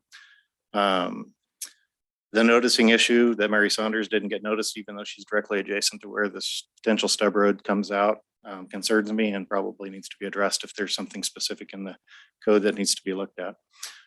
Finally, if I still have any time in my 3 minutes, I just wanted to say in support of the development, and I've had this conversation with the developer at our neighborhood meetings, that I've seen this product. I've been out to it. I think he builds a good product, so I don't have any concerns at all with the product itself. What I do have concerns with are the density issues that we've talked about, and potentially that stub road to the north, and then the wetlands issues that I know that Mr. Keys would like to discuss as well. So that, I believe, is anything that I have. Now, the rest of it should be in my letter and additional information I provided to you guys. Okay, Councilman Keys. Mr. Mayor, thank you. So in the material that you furnished, and frankly, I didn't see this until 6 o'clock this evening. And so I haven't had any opportunity to explore this, but you had discussed in here, see, the land to my south was adjacent to a parcel that was litigated and determined to be a riparian wetland area. Can you describe? Sure, I wasn't part of the more? litigation, but I knew two neighbors in the south part of our the adjacent subdivision in Star Acres. I believe it was in the early 2000s for the development that was directly to their south. The original proposal, I think that was the part I mentioned, and there actually had larger than 1 acre lots abutting our special overlay area. Now it wasn't then, but that was the transition lots they had put in. But the council at the time had put in large setbacks for the pond and drainages that were there, and the developer decided not to go forward with it. And that was the last I'd heard of it. And that all came from neighbors that were there that were part of the litigation. Okay, but the wetland you're talking about, is that on the applicant's property or is that on other No, property? ours, mine's just adjacent to it, but one of the drainages that comes out of the pond in that area, it kind of goes and flows down into this. You know, it's funny, they were talking about trying to walk over to the pickleball court, but it's probably 20-foot drop down into that drainage and then back up the other side. So it's a substantial drainage. There's a pond just above it and the two parcels that are part of Shriner subdivision. Okay, so So just real quick, I just want to clarify, are we saying the pond, this is the pond right here? Look at my little mouse on that. That's the pond directly. In the division. Pond itself is actually over here that comes out of, this is the part that the litigation pond and the drainage. Okay, all right. And I think that you can see part of it on actually the STAR 10-year plan has that showing on the 10-year map. It also shows in Walsh's map that he sent out as well. Mayor Chadwick, Councilman Nielsen. I don't know if this is the case or not, but it seems to me that we're having a lot of discussion about property in area that's not part of this application. And so I think he's talking about this piece being a wetlands down here based off of a pond flowing this direction. So I think they're talking about this all being wetlands here.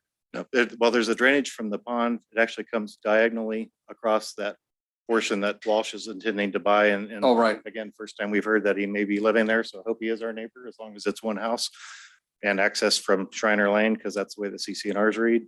But that drainage comes down through there. And that was the portion that we wanted to make sure remained the same. Okay, got it. All right. And Mr. Mayor, I just wanted to clarify for Councilman Nielsen, I'm just trying to understand if there's wetland on the applicant's property that we need to know about. I wasn't sure where it was. That's why that was Sure. That's what my question. And I met I understand. I'm not speaking only about this particular conversation, but it seems in general, we're talking way more about the property to the north that's not part of this application than we are about the application. And the proper procedure for a public hearing is that we don't do that. So Are you I just talking want to about, make sure that we stay on track. are you talking about this property? Yes. Well, this property is part of the application because it has the emergency access going through it. And it's the same landowner, so I think it has bearing on Well, that- what we're I discussing. disagree. That property is not part of what's being annexed into the city. Well, it's not part of what's being annexed in the city, but it's property by landowners above that it's being utilized to help approve this project to the Sure, south. but we've had discussions and attorneys here about one of those lots can be developed and the other one can't and things like that. So let's keep it to. Well, in my opinion, the landowners that are around it can speak to whatever they want to speak to this application and if it impacts them. But he's just clarifying, in my opinion, the wetlands thing, because I wasn't clear on that either, on how that worked out. So I understand where you're going, but. Okay, thank you. Yep. Sean? Mr. Mayor, the applicant did submit a wetlands mitigation plan that was reviewed by our city engineer. I'm having Ryan print it out right now so you guys can have it, but it is part of the record. Wetlands mitigation Wasn't plan? part of- That wasn't part of the application. I've not seen it before. It's part of the file. Okay. That didn't realize there was an issue with it, or I would have put it in the Any- 80-page document in with the rest of your Any other questions 500 of pages. Mr. Northup? That's all I have for now. Thank you very much. Any other questions, Mr. Northup? Okay, thank you, sir. Thank you. Okay. Trevor. Sir, John Northup? yes, did you mean litigation or mitigation? They actually have filed a lawsuit against the city of Star and the developer. Okay, that's Litigation. with an L. litigation. Just wanted to make sure that was in my notes. All right, so we're gonna move on to those folks that are online. Ms. Dana?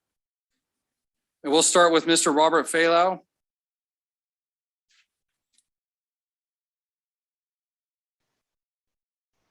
Hello, can you hear me? Oh, sorry. Hey, hang on. Yeah, Mr. Robert Failau, yep. I don't know if my video is on. I didn't understand what you said there at all. I don't know if my video is on, and can you understand me? We could understand you. I don't see you. Just state your name and address there, sir. My name is Robert Failau. I live at 2203 North Sunny Lane, which is just 2 lots away from the past speaker, John. And I am also in the special transition overlay area. Mayor and Councilman Keys, I thank you very much for clarifying the fact that the road through the Shriner subdivision should not be allowed because of it being on private property. I believe that is agreed upon, so I won't touch on that. This is the first time I have heard that the applicant is planning on building on that lot. However, that lot is in the special transition overlay area.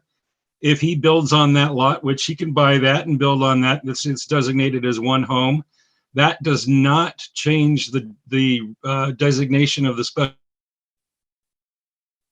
boundary. So therefore, even if Mr. he sold Failau? that property, Mr. Failau? yes. We lost you for about 5 seconds. Okay, if the developer, can you hear me now? Yes, sir.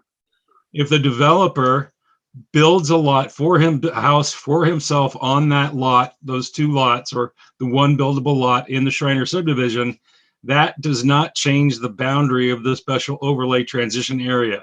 So that's one home. And there would then need to be a substantial buffer, regardless if he owns it or not, because he could sell the lot within the Shriner, within the new subdivision below. So the buffer cannot be called his property because it doesn't change anything who owns it. It's just regardless of who owns that property or who develops it. He's basically just trying to buy that buffer and claim that there should be no transition area below. So if he's going to have that lot, I suggest that he turn lots 25 through 35 into, can you hear me? Yes, sir. 25 through 35, plus the unneeded stub road into open space that's designated to not have a road access or any development. And that with the road to the south of that, White Willow Lane, could potentially form that buffer space from the special transition overlay area. I believe that that buffer space is still necessary, but even though he's planning on developing it himself.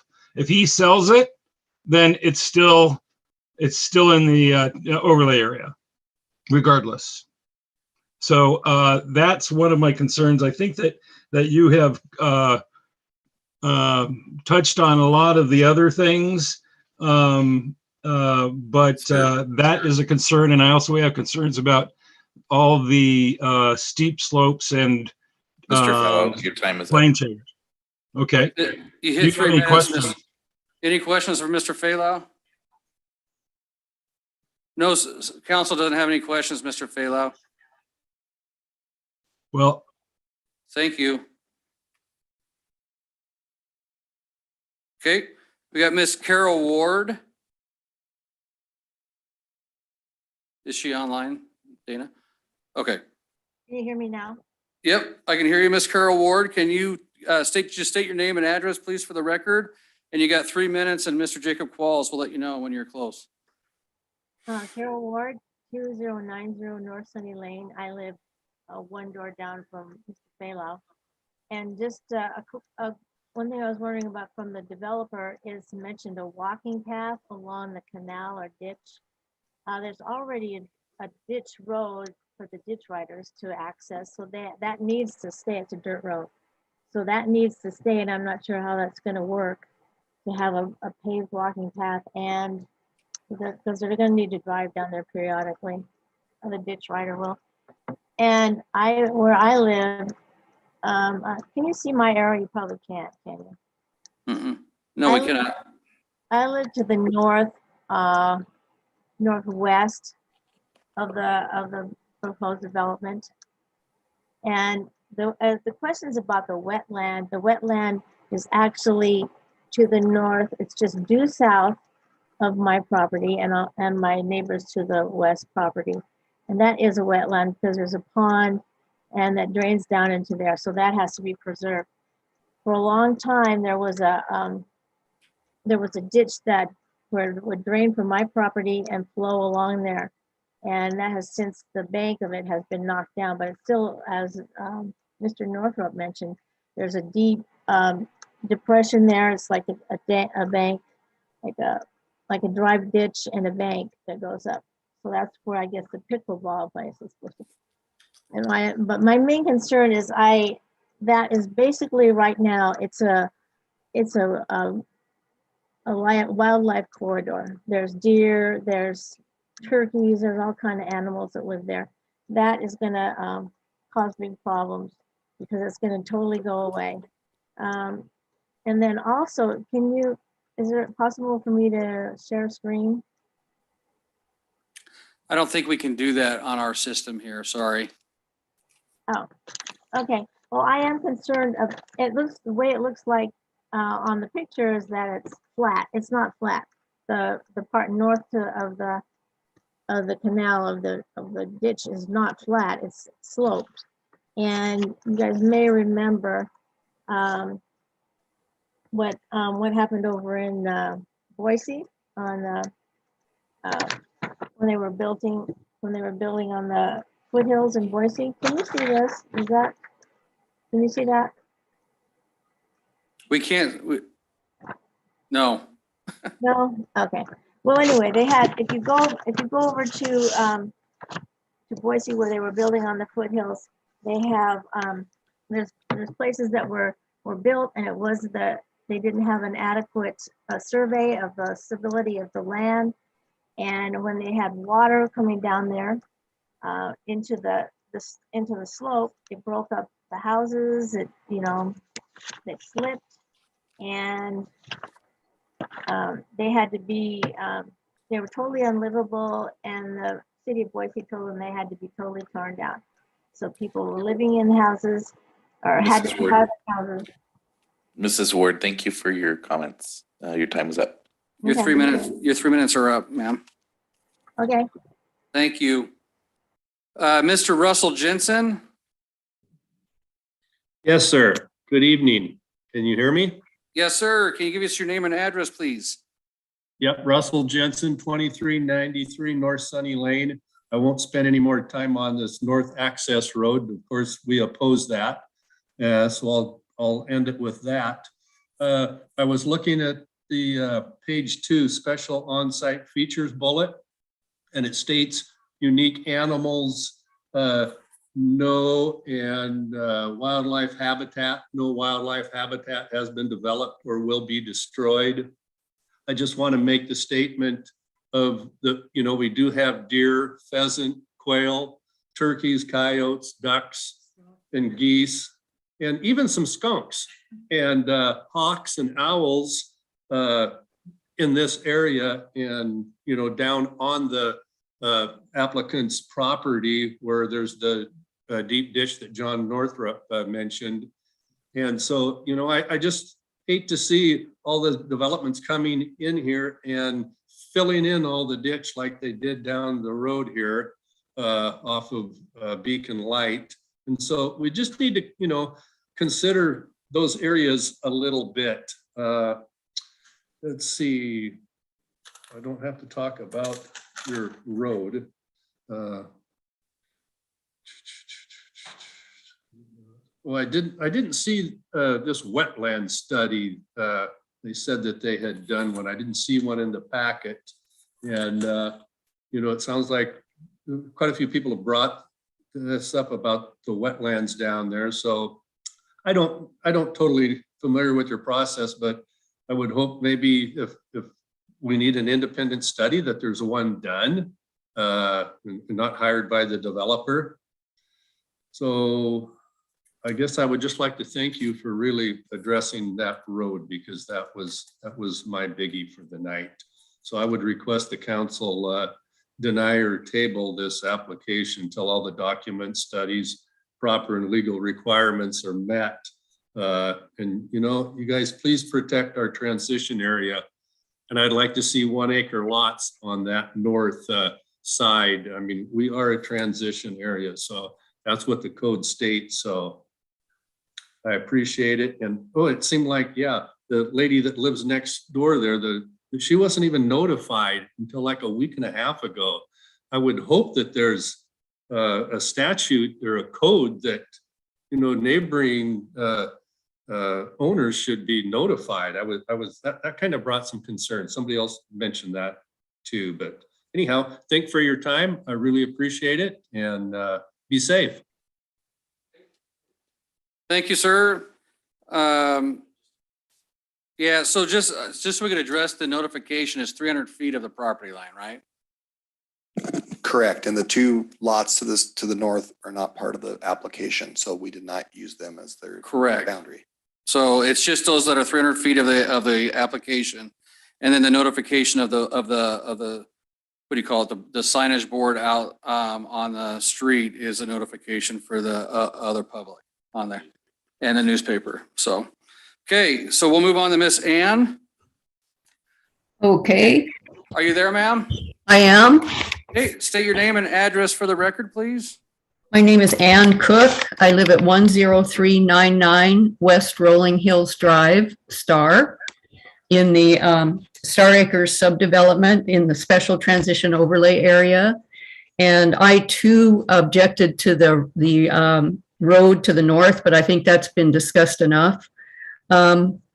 I would like to see a buffer on the northern part of the subdivision to buffer the STOA. I like the idea of lots 25 through 35 being made into a permanent buffer. I think that would be a nice way to buffer the special transition overlay area. And also, I did not see any notes from neighborhood meetings. I don't know if the names and addresses of the homeowners who are notified about the project are published. but that would be helpful. And I also was interested in the reports on the wetlands and the floodplain areas. And I understand those can be quite extensive, but it would be helpful to have that information in the packet. And then I also had a question, I believe it was Councilman Keys. I had a question about how come the streets were going to be narrower than what the UDC called for.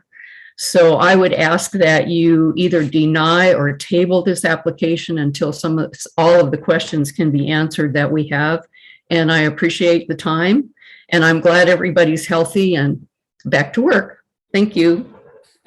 Thank you. Thank you. All right, and then we got Miss Raylene Welton. I have a second page. Is Miss Raylene here? Did you want to speak? No, we're neutral. Okay. Okay. Very good. All right. So that's all that who signed up to speak. What's your name? Oh, yes, you did. I'm sorry. My apologies. I checked off the wrong thing. So we got Mr. Ford come up here.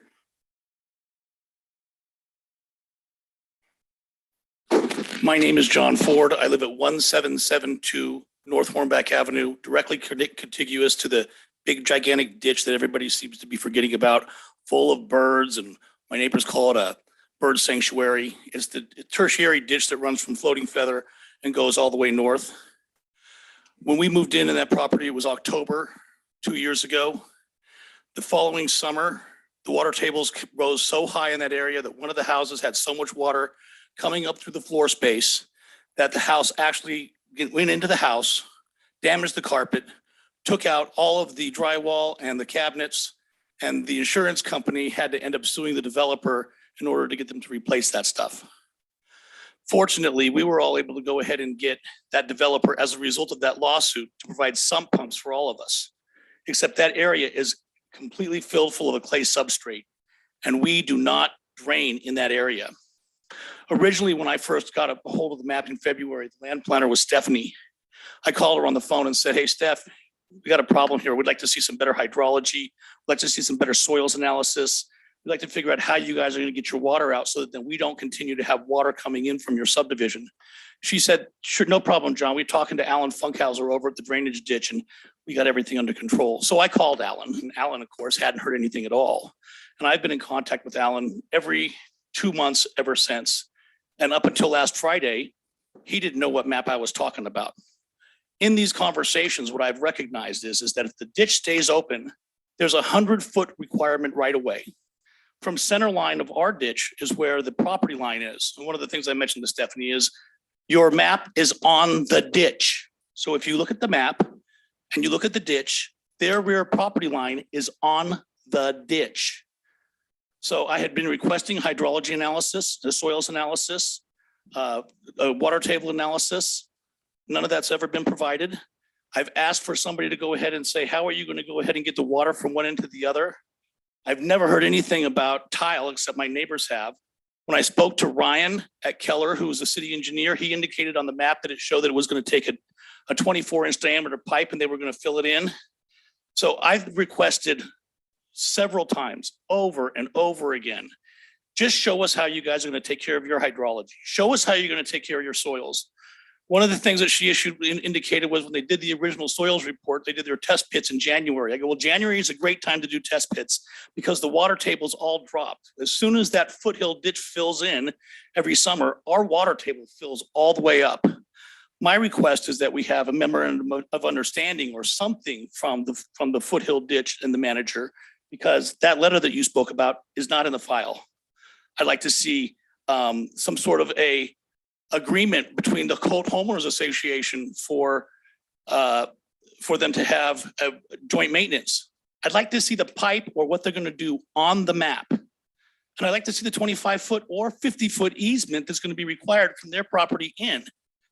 And I'm not convinced that their hydrology is taken care of, because if they put that stuff in a pipe, how's all that water going to get collected in tract and then into a pipe and then go underneath Floating Feather? Mr. Ford, Yes. right here.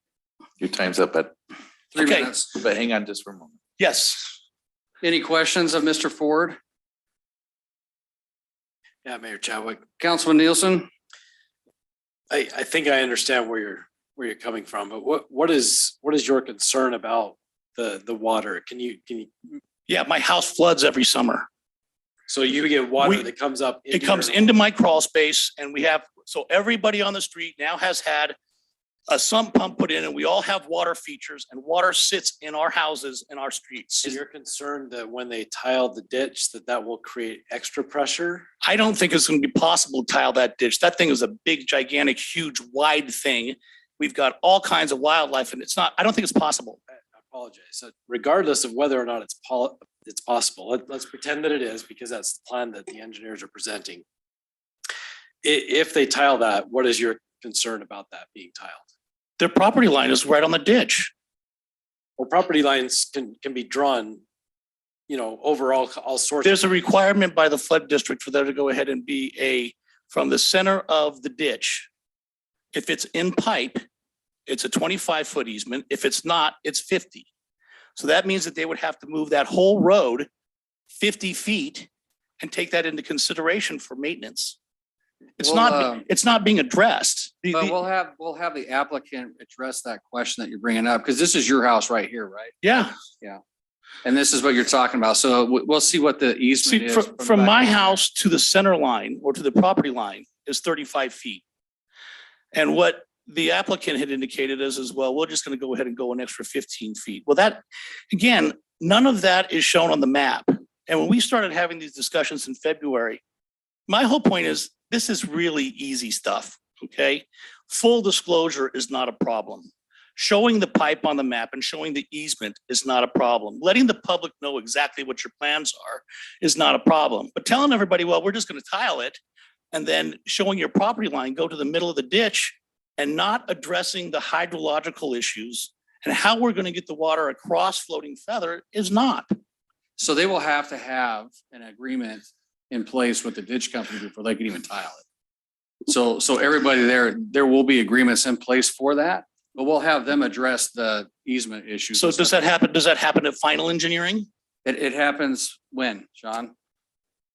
Prior to the final plat being submitted. Right, prior to the final plat being submitted to the city. How are you going to move?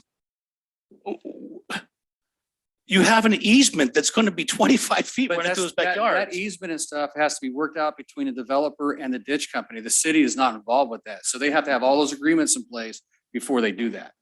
Those lots are 115 feet deep. If you go ahead and put a 25-foot easement across the back, you got a 75-foot wide easement. Well, There's a let's lot. let them just talk to that on here when they come back and rebut. We'll ask them that question on there and verify that. And Mr. Mayor, our city engineer will review those plans before they're. Right. Again, I talked to Ryan, the city engineer, and he indicated that everything was going to go into a pipe. If it's going to go into a pipe, then it's a big deal. Well, sure, I get that. And we, as a city, we just piped a huge ditch, man, over here at Pavilion Park. It's probably 300 feet long and that ditch was about 15 feet deep. And so the piping is possible to flow that water. It's just a matter of getting the plans in and having the engineers discuss that. But let's have these guys talk about that easement. And it's important to size the pipe correctly to go ahead Right, and take any all that additional is all figured cues. out by the engineers. The city doesn't have anything to do with that. The engineers, the ditch company, in fact, Alan Funkhauser made us change our piping in midstream over here. Right? Okay. So they Good enough. they're on top of that like crazy as far as that. And I understand the flooding issue. That issue has been a problem in the city of Star. My very first house I built in Shooting Common subdivision, almost all the houses on my subdivision flooded and there was no ditch. Again, all I ever asked for was let's just go ahead and show it on the plans and address it in advance instead of dealing with it at engineering. When what happens is the developers go ahead and cut corners and do whatever they have to do. And us as homeowners get stuck with what we're stuck with. It's not a huge issue. I'm a developer by trade to go ahead and show this stuff on the map. Let's let them talk about it and Okay, good and enough. answer your question. Okay. Anybody else sign up to speak that I didn't call on? Okay, hearing none, we'll have the applicant come back up and address all of the concerns and that have been brought up. I'm Ron Walsh, 1485 North Eagle Creek in Eagle, I'm the developer. Okay, I'd like to speak to each concern that I can get here in my hastily prepared notes. Appreciate everyone's concern with the north access. I think I went on record as being in favor of abandoning that bad idea. It was a suggestion that we ran with.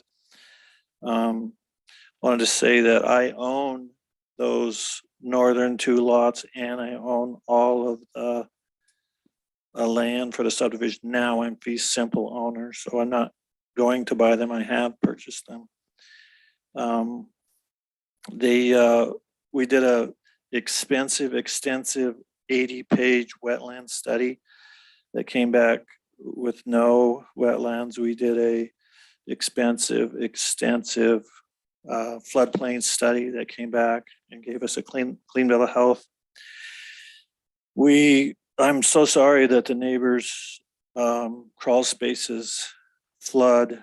I've been on both sides of that and learned those lessons the hard way. Nothing puts more groundwater in than open crops. And he's been next to a field that's been flood irrigated, and that just sends water virtually horizontal everywhere. We're taking that out of crops, so that's going to stop that. Secondly, we're going to tile that ditch. No, I couldn't tell you in a million years what size of ditch, how big a ditch, what direction. I just know that I pay incredible amount of money to an engineer who got dictated to by the irrigation district, who has done this for literally 150 years. So all of that's worked out with, and then the city overviews us in DEQ. Everybody's in on the easements, the ditch size, the pipe size, the depth, the flow, all of our drainage off our subdivision, which right now he's getting off of the crops, flood irrigated crops. It all goes into a storm system. It all has to be retained on site. That's a DEQ requirement. So we keep all of our water on site in a completely engineered, monitored by the United States Department of whoever DEQ is, to make sure that our surface water doesn't get mixed up with the actual groundwater. So extensive engineering, exhaustive engineering. No, we don't do all of that until we get a preliminary plat, primarily because it costs hundreds of thousands of dollars. And we want to get our roadmap of our subdivisions down and get these bugs worked out like we're doing right now with the help of our neighbors. We have no intention of taking out any riparian areas. I'm leaving that 5 acres. It has huge, like you can see, it's been happening for 50 years, water running through it, seepage. I think some of the neighbors are drawing water out of it.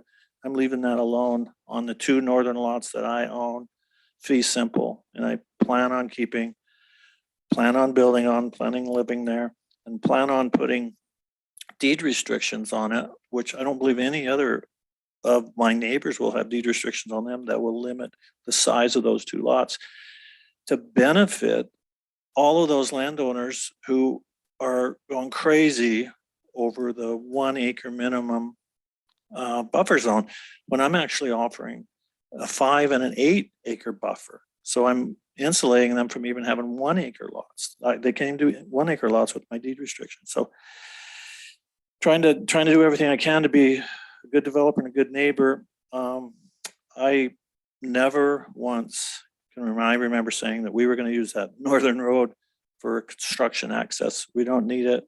It doesn't make any sense to go all the way around. It's like 2 miles to go around and come in up above there. So we were never going to use that emergency access road for construction.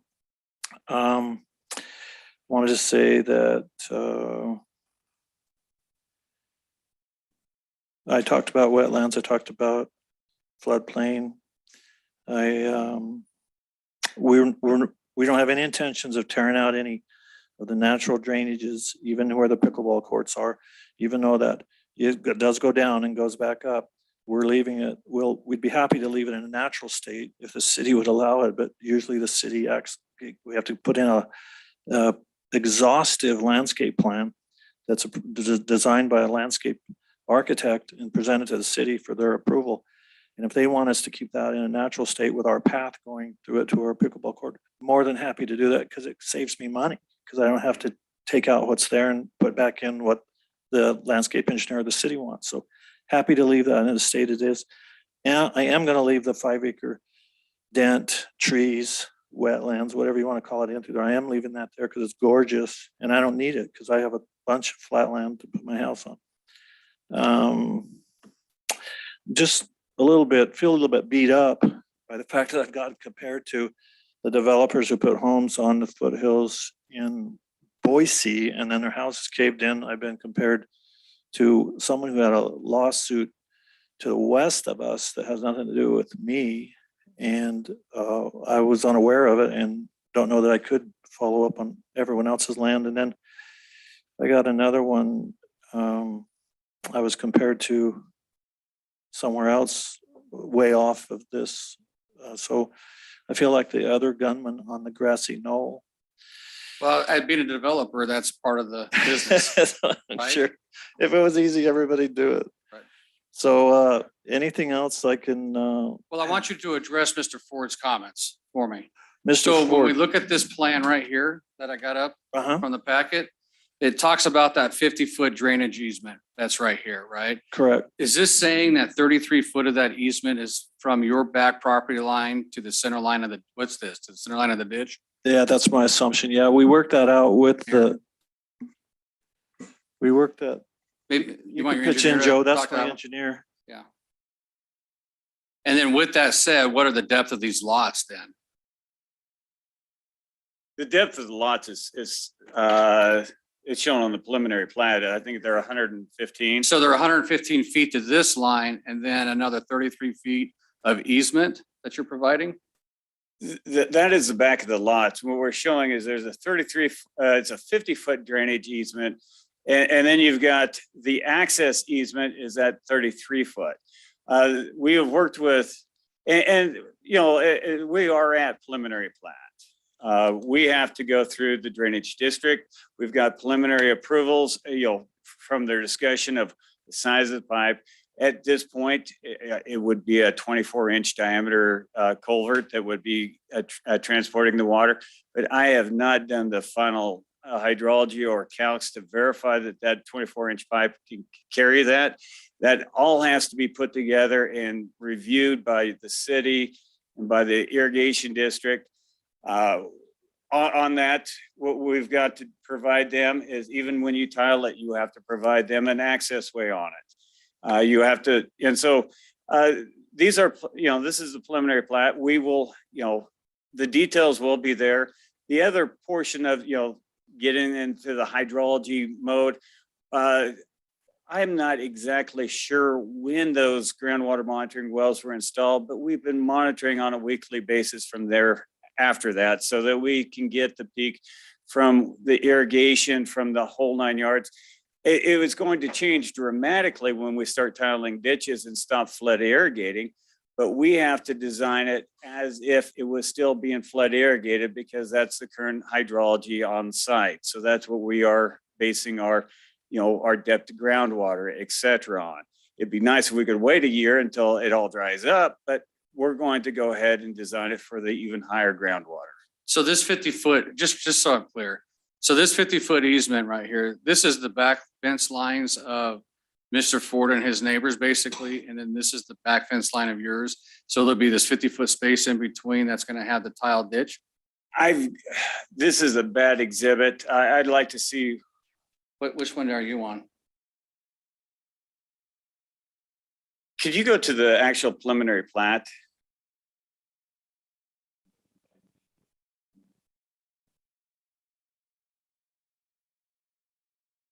Okay, I just want. Oh, sorry, let me hit the right. Oh, was that it? Okay, right here, PP, here we go. Okay, here's your preliminary plat. So the way I read that, Mr. Mayor, is it looks like, as was indicated in public testimony, that the property line is frankly right on the ditch. You can see the contour lines on both sides of the property line. All right. I guess a question I didn't ask earlier is which side of the ditch is currently the ditch rider access? Are they planning on that being on the west side or the east side. If it's going to be on the east side, then looks to me like there's gonna be more work to do on the preliminary plat, but I'm not certain what side they're taking their access on. Okay. Does this help? Currently, on that section, there is not much of an access. There is access along the foothills on that portion of that ditch, but on this one here, there's a more of a pathway down going along that ditch along our western border. Okay. So with the tile in the ditch, we anticipate not that those folks over the other side are not going to flood out because you're not doing. You're going to flood greatly irrigation reduce anymore. that infiltration going into the ground. Yeah, in my experience, Middleton Mill typically requires 12.5 foot easement from center line on each side of a tiled ditch. And they may require a vehicle access on one side. Mr. Mayor, from the aerial of the access road is on the west side of the ditch. West side of the ditch, okay? So it's over here, all right? Okay, thank you. Any further questions of the applicant here?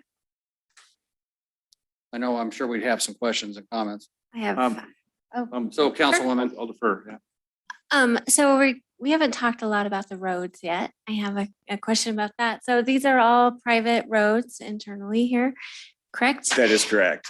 And so I noticed on the preliminary plat there's a couple like ADA sidewalk cutouts at the entry, but I didn't see anything anywhere else. And so I was going in, looking at ACHD's standards, like how, because they're private roads, what type of like those cutouts are you planning to install? You know, Any? on those ones there, on every major intersection, you have your ADA crossings and that portion of it. What we have on this one too is where we're going to have pathways that will be intersecting and going through there. We'll be putting ADA ramps in there for, so that we direct people to ADA ramps to cross over for pathways. And those will, with a final design, they will be reviewed and, for compliance with spacing, et cetera. All right. And then what about lighting? What? We are restricted to, the city's requirement on that. And we'll just abide by the city's downturn light requirements. Okay. And then install them at the intersection? Oh, yes. The Okay. intersections and pedestrian crossings. are these the lights right here? I didn't get to look at the. I do not believe those are, they'll probably be street light. Lights Yep, right here, yep, see that designation? Right there. Yep. So, and that shows them right here. Yeah, and there's a certain spacing that you have to put them on and, for the main intersections, et cetera. And I think the ACHD report that said that there needed to be some extra, like you need to dedicate more areas along Floating Feather. So it was, Additional right away? yep, additional right away. Right. And that's what we're showing, that improvements going along Floating Feather so that they could get their full build out along Floating Feather. It would be part of the, it's a continuation from the Colt subdivision where they put, curb gutter and sidewalk through there and made additional improvements along Floating Feather. And so that's part of our application. Okay. And then would that sidewalk be constructed,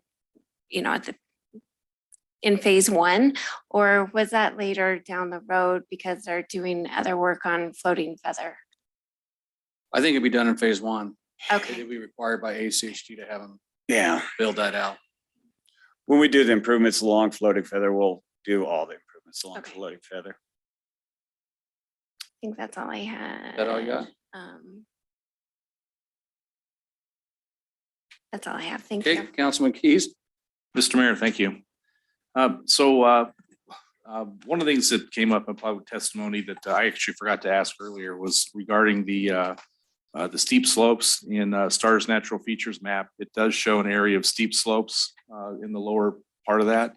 What's your intention to deal with that? Are you going to grade that down so it's flatter, or how do you intend to manage that? In other words, our comprehensive plan says you're supposed to do certain things on steep slopes, but if you make those steep slopes go away, then you don't have to do those things. Are you planning on making them go away? The steep slopes are part of. And it's not a lot of area. No. The steep slopes are part of the foothills ditch.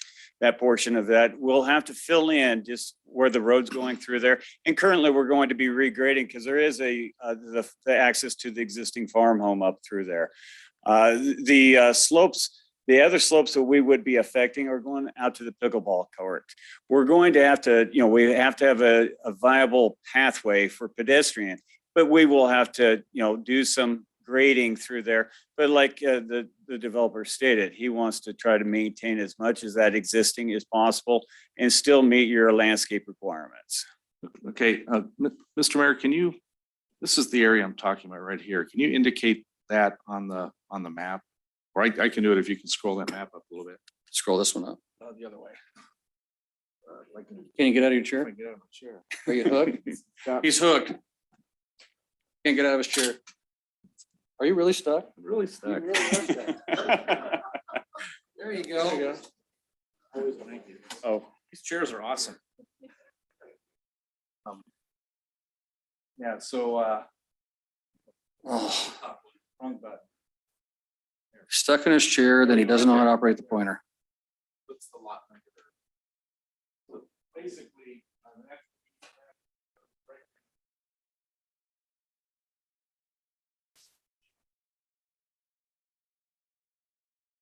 right through there is the industry. So that is currently a farm field.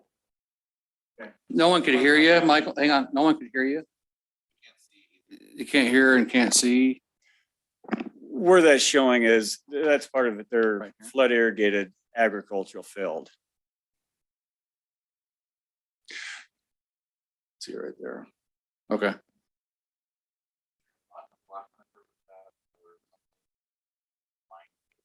So you need to speak in the microphone too.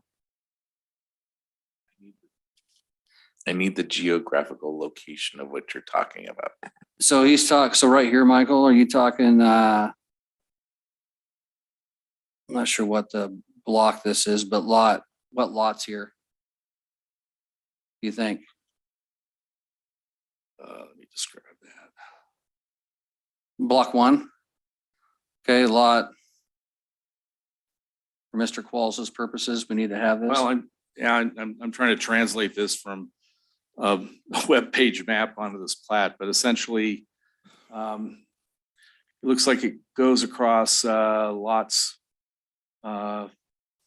13 and 14 across North Black Elm Lane and then turns south pretty steeply down through lots 93, 94, 95, and 96. So If I could, I would refer back to the actual topography map that will show those contours. But we do have some, this site does have some terrain to it, and for the most part, it's dealing with the foothills ditch. It's dealing with the natural drains on the area to the north in the northwest corner. And those are the corners that we are not developing on. Right, those lots on the north side of the foothills ditch, that's why they are so much deeper, is because it does drop off in that zone so that we could put the houses up there. And those might have to be, some great adaptive homes so that, we can blend those homes into the natural terrain. But no, it's for the most part, the homes that we're putting in there are relatively flat zones. And the foothills ditch where we do have a lot of terrain, we're leaving that as is. now that you mention it, when I compare the topo lines on your map versus what I see on the city's natural features map, I'm not seeing it on your topo map. So it may just be some type of an aberration or an artifact on the city's map. So, very well could be. So you're retracting your statement? I'm certainly, I no longer have a question about it. Okay. Okay, more comments or questions of the applicant? Mr. Mayor, Councilman Keys? so before we get into deliberations, I just wanted to work with the applicant a little bit on a couple things.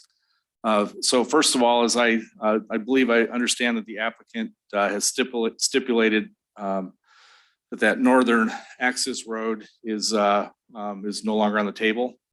Is that correct for the record? Okay. So we've talked about a pathway along the foothill ditch, and his staff shared with you that the city of Star is working on a pathway network that goes from the far side of Eagle through Star to the far side of Middleton, and that potentially it may be along the foothills ditch. Yes, Okay. we have discussed that. Okay, so would you be willing to put in the development agreement that that if that pathway comes to pass along that, that you would grant a public easement along the ditch for that pathway? Yes. Okay. Let's see, you've stipulated that you'll pave your portion of the school pathway along the eastern property line. Okay. One of the Mr. things Keys, that on that, just a clarification. Would we do that in conjunction with the rest of the pathway being constructed, so we don't have a 5-foot asphalt landing path? It'll be concrete. Or not asphalt. concrete that, Yeah. you know, and do you have a time frame of when the rest of it's going to be We are constructed? working on that as we speak. So, yeah, we just would want We'll to do it. coordinate. Yeah. Yeah, we'll coordinate that. Okay. On the school pathway. Yes, we will coordinate the school pathway. along the eastern property boundary. Right. One of the things that that council's done is even we have private roads, we've asked that roads be built to City of Star standards. And I'm going to ask for that to be done here as well. Let's see, what else we got? Steep slope plan. On the landscape plan, frankly, if you can get with your landscape designer, I personally, as a counselor, would be delighted to see some of your area left in a natural state, or as much as it can be, frankly, because that's what the wildlife likes too. And I think people like that. And I think that that we can come up with a landscape plan that is that leaves some natural area in there as well. I was going to ask about the street light plan to make sure we had a light there for the school bus to stop at, but then I went, oh, it's a 55 and older community, so we'll skip that step. And then that basically brings us to what I think is the 800-pound gorilla in the room and how we're going to handle the special area transition zone.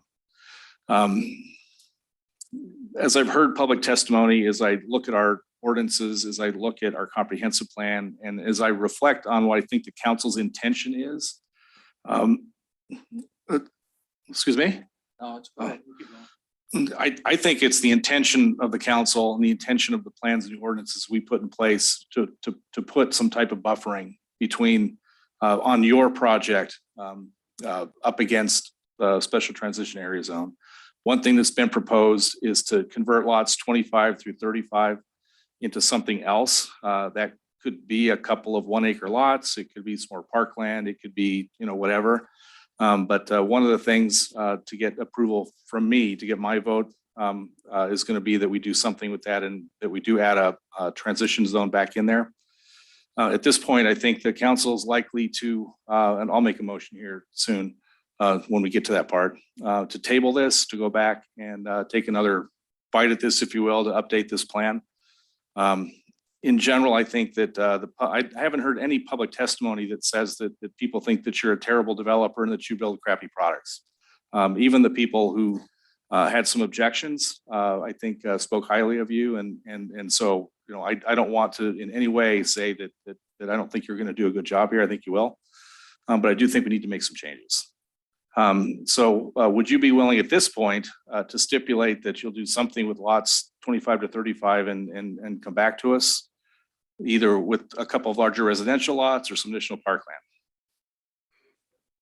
We'll study it and we'll work with your staff on that. I think our intention is to provide, instead of, a bigger buffer. And that's what, I think I think that's got lost in the shuffle, is that, that was the intention, was to provide not only a 1 acre buffer, but to provide, we're, 3 and 8 acre buffers on And that side. I understand that, but there's always the chance, and I'm with what the people are saying, that that can get sold to somebody else. And then we go against what we intended in our comprehensive plan by putting in a transition area around those properties. Perhaps if we could get something that had enough teeth in it to keep that buffer zone in place, would council be amenable to that? You mean the Deed restricted, so well, that, I'm not, so I'm gonna go back to Councilman Nielsen's comments that those properties aren't part of that, this application. That we need to look at this application in its totality and create that buffer zone between that. I'm not for doing deed restrictions on the properties that we've been trying to protect as we've been doing this process for the last 2 years. So Mr. Mayor. that's can- where I'm at. can Yes. Staff jump in. Sure. Okay. I just want to explain staff's recommendation and interpretation of the zoning ordinance. So on page 10 of your staff report, under the definition of transitional lot or property. Transitional what? Transitional lot or property. Lot of property. Okay. It says the size of the new residential lot being proposed adjacent to an established residential use. The ratio for lots adjacent to properties shall be determined on a case-by-case basis when considering the size of the development potential for the existing use. So And you say that's on established residential use. on established residential. So if you look at Mr. Walsh agreeing to deed restrict that lot would be no different than Mr. Walsh agreeing to annexing those 2 lots in the city and calling those 2 lots within a subdivision. It would provide the same transition that you're trying to get on that northern boundary. That was the reason for staff's recommendation for approval with that configuration. So just want to get that on the record. Mayor Okay. Chadwick. Hang on, Councilman Keys, are you done or you got more? Yeah, I think Okay. I've said all I need to say in this portion. I know we're not in deliberations yet, so. Okay, Councilman Nielsen, Well, I can save it for deliberation if you'd like, but you can, no, bring it up now so they can hopefully. so my perspective on that special overlay transition district, I mean, we created that to protect people that and properties that are existing and the interests of those people who are there occupied at that moment in time. And I think it's consistent with the intent of the overlay transition district and the buffering that we put in there. That when we've got essentially a property owner that in the property that is to be buffered, owning the property that is supposed to provide the buffer.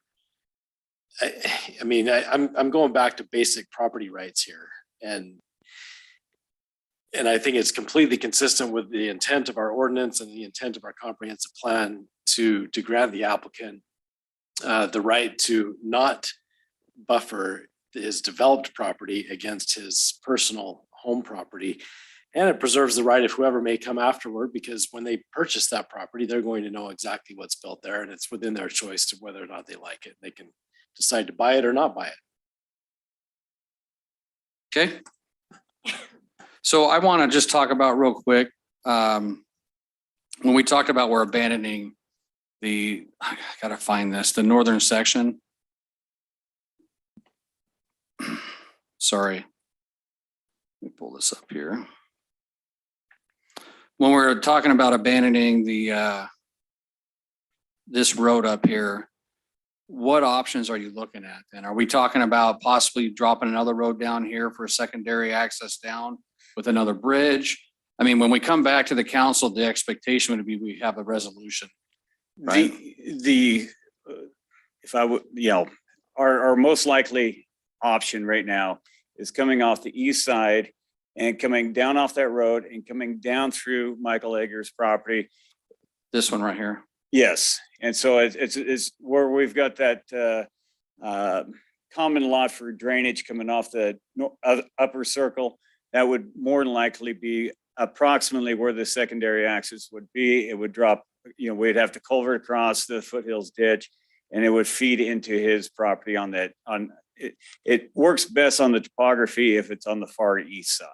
Okay, so if the council does table this for further work on it, I think my expectation would be that an agreement would be put in place in writing that we can have that shows that.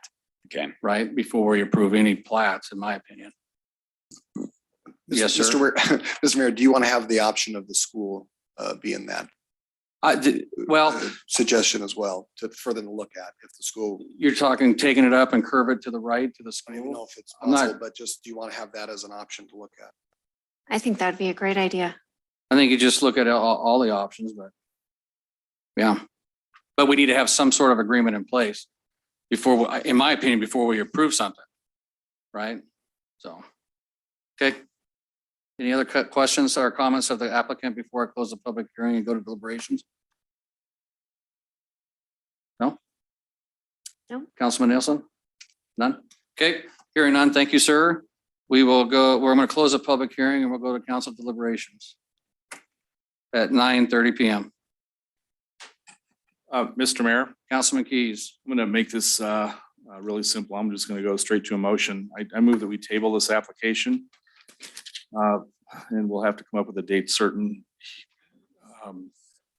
All right, Sean, well, go ahead and he can make his motion. We can bring the date up. I'm going to make a motion. We table the application. We ask the applicant to come back to address all of the concerns that we've listed. Can you read those again, please? Oh, I can For try. the motions for Mr. Jacob. Let's see, that we're going to show a pathway along the foothill ditch with a public easement to the city in the event that that pathway develops. The pathway to the school's already been taken care of, that we're going to show roads built to City of Star standards. I'm okay with them being private and gated if that's what they choose to do. Let's see, I don't think, I'd like to actually see a landscape plan, but if they don't have a landscape plan, we can, that shows what we've discussed. I think we can still do preliminary plat accordingly. Councilman Keys, Yes. regarding that, you mentioned keeping that area where the pickleball court is natural. Would Not necessarily all of it, but if they want to keep some of that natural and some of it in more manicured landscaping, so I'd kind of leave that up to So them. are you looking for that kind of architected natural plan as part of this? Is that Correct, what you're- okay. an official plan, yeah. Let's see, I think we have a street light plan in there already, and that we add buffering along the north that respects our special transition overlay district. What about the road to the north? The secondary road? Yeah. I guess I'm kind of with Victor. I don't really care how they do that, as long as it's something that all parties involved can live with. So would you require an agreement in place? Of course. Okay. All right. Any further? I think that's what we discussed. If council wants to remind me if there's other things that we need to get in here. Do we want to add anything? I would like to see the wetland study. Now, remember, this is preliminary plat. So, and we do have. It's This done. wetland study has been done, but was not provided to us. So we just got it tonight. So we can review that before this comes back. So. Okay. What else? So we got a motion. You have anything else for your motion? But we need a date certain. Oh, we- sorry, one more item. What about those not a flag lot, but any clarification on those private driveways? Flag, not flag lot. Yeah. In my opinion, the way that our code is written currently, if the fire department is good with them, then so are we. I think we may want to, as a separate action, go back and review our own code and our own intention, and possibly in conjunction with the fire department and update our code. But I think that's outside of what we're doing here tonight. Yeah.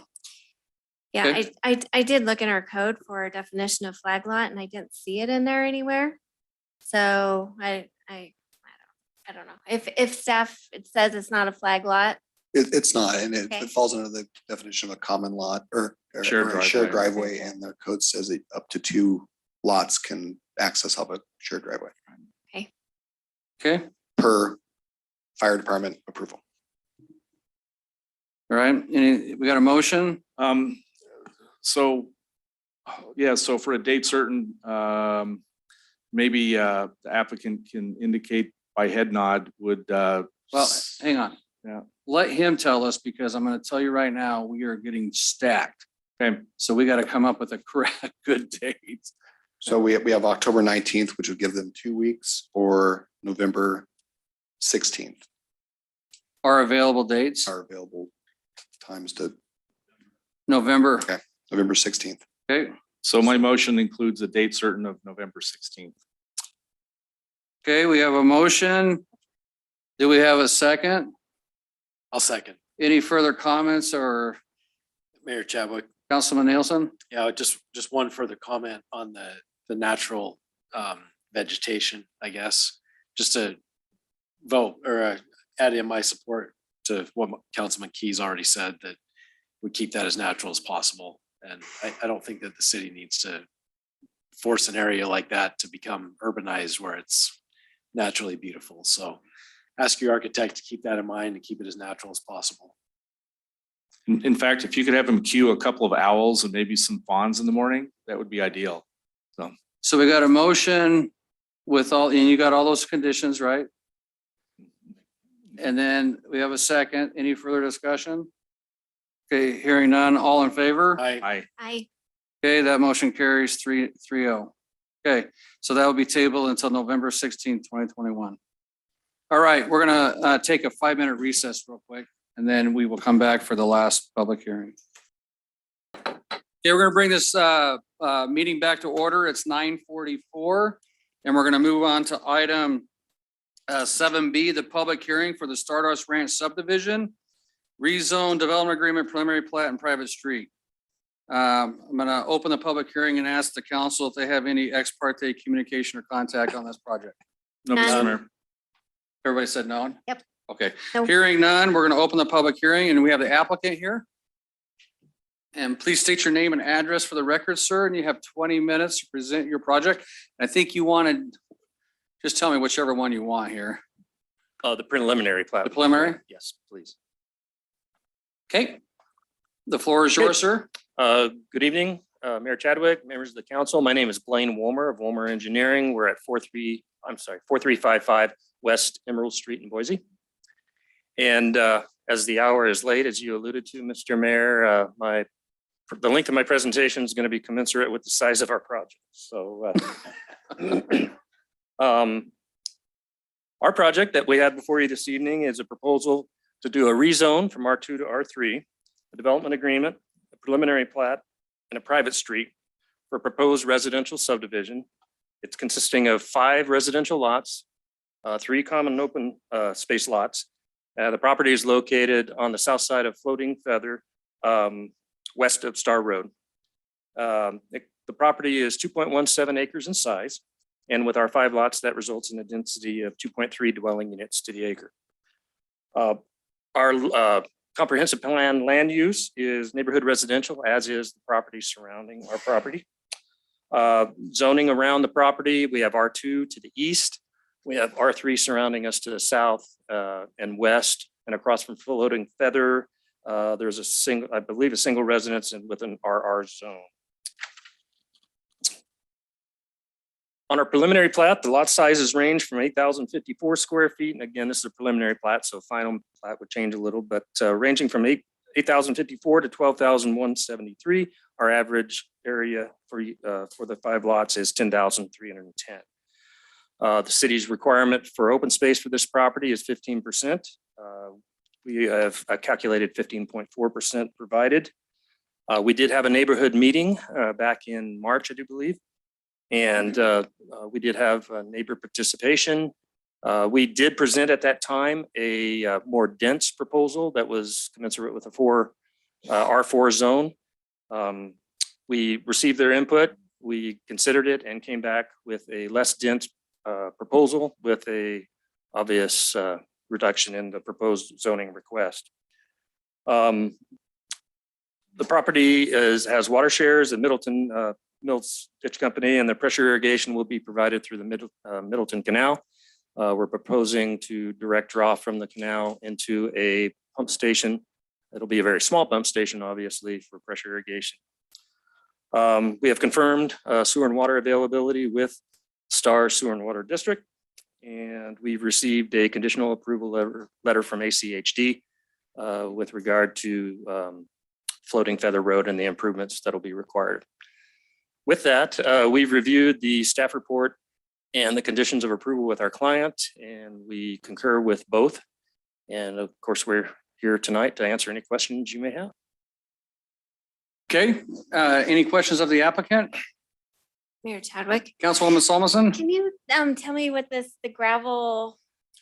Yes, the fire department, because we're in excess of 150 feet per the code, the fire department requested at least just a gravel secondary access out to Floating Feather. Okay. That makes sense. Okay, thank you. Okay, Mr. Mayor, Councilman Keys. so what's your stormwater plan here? We're going to retain all on site. Okay, and where's it going on site? I'm sorry? Roadside swales, as my engineer said. So roadside swells in here Yes. or up here? Well, for the ACHD, it'll be up there. Up but- there? Okay. But all our private water will be in the front there in the buffer area. Mayor Chadwick. Hang on, are you, No, I'm just going through the memory bank here, thinking what our code says about roadside swales, and it's actually silent. It's ACHD that is not crazy about roadside swales for local streets. But this is a private street, so it doesn't fall under ACHD, and I was just doing that arithmetic in my head really Okay. slowly. will you yield to Councilman Nielsen? Of course, and I'll come back. Okay, Councilman Nielsen? Thank you. I'll be quick. I do live within 300 feet of this property. I don't recall getting the notice of the neighborhood meeting, so I did not attend, but I just feel like people should know that. Okay. That's on the public record. So it's on record. You got that, Jacob? It does not affect my ability to participate. Okay, thank you. Okay, Councilman Keys? So with this particular subdivision, you're supposed to provide an amenity, and I didn't see an amenity in here. What's your plan? We discussed that with staff when we were processing the preliminary plat. And what we came up with for the small area that we would be, that we have to deal with there is either some child play area or a picnic area, which are both on your list of acceptable amenities. Okay, and in addition to the 15% common open space, we have a requirement for 10% usable open space. Correct. And can you describe to me how that works in here? Because when I look at this plan, I don't see that the open space anywhere on here that's compliant with that requirement. Well, we have the area that's east of the terminus of our private street and the buffer area there between the road right of way and our private street, as well as that same buffer area to the west. And that far exceeds the 10%. Okay, and so let me read what the definition of usable open space is, and you can explain to me how this fits that. So open space, active recreational facilities, trails, pathways, park bench style seating, interpretive signage and kiosks for educational purposes, picnic areas, community gardens, courses or courts, children's play areas, dog play areas, landscape buffer areas, not required pursuant to other sections of this title, may be considered in part as usable open space, provided a pathway or other usable amenity is located within and incorporated into the buffer area. And I don't see that those buffers between Floating Feather and your private road meet that definition. Well, they are buffer areas, and we can certainly, when we do our landscape plan, that's the actual plan, when we submit final engineering, we can provide and meet any requirement for the pathway, as you just alluded to there, that was on the list. This is a small area, obviously, so it's not Right, going to so have. you're already required to have a sidewalk. So a pathway in that area wouldn't qualify for this because it's for a pathway or other useful amenities located within incorporated in the buffer area, but that's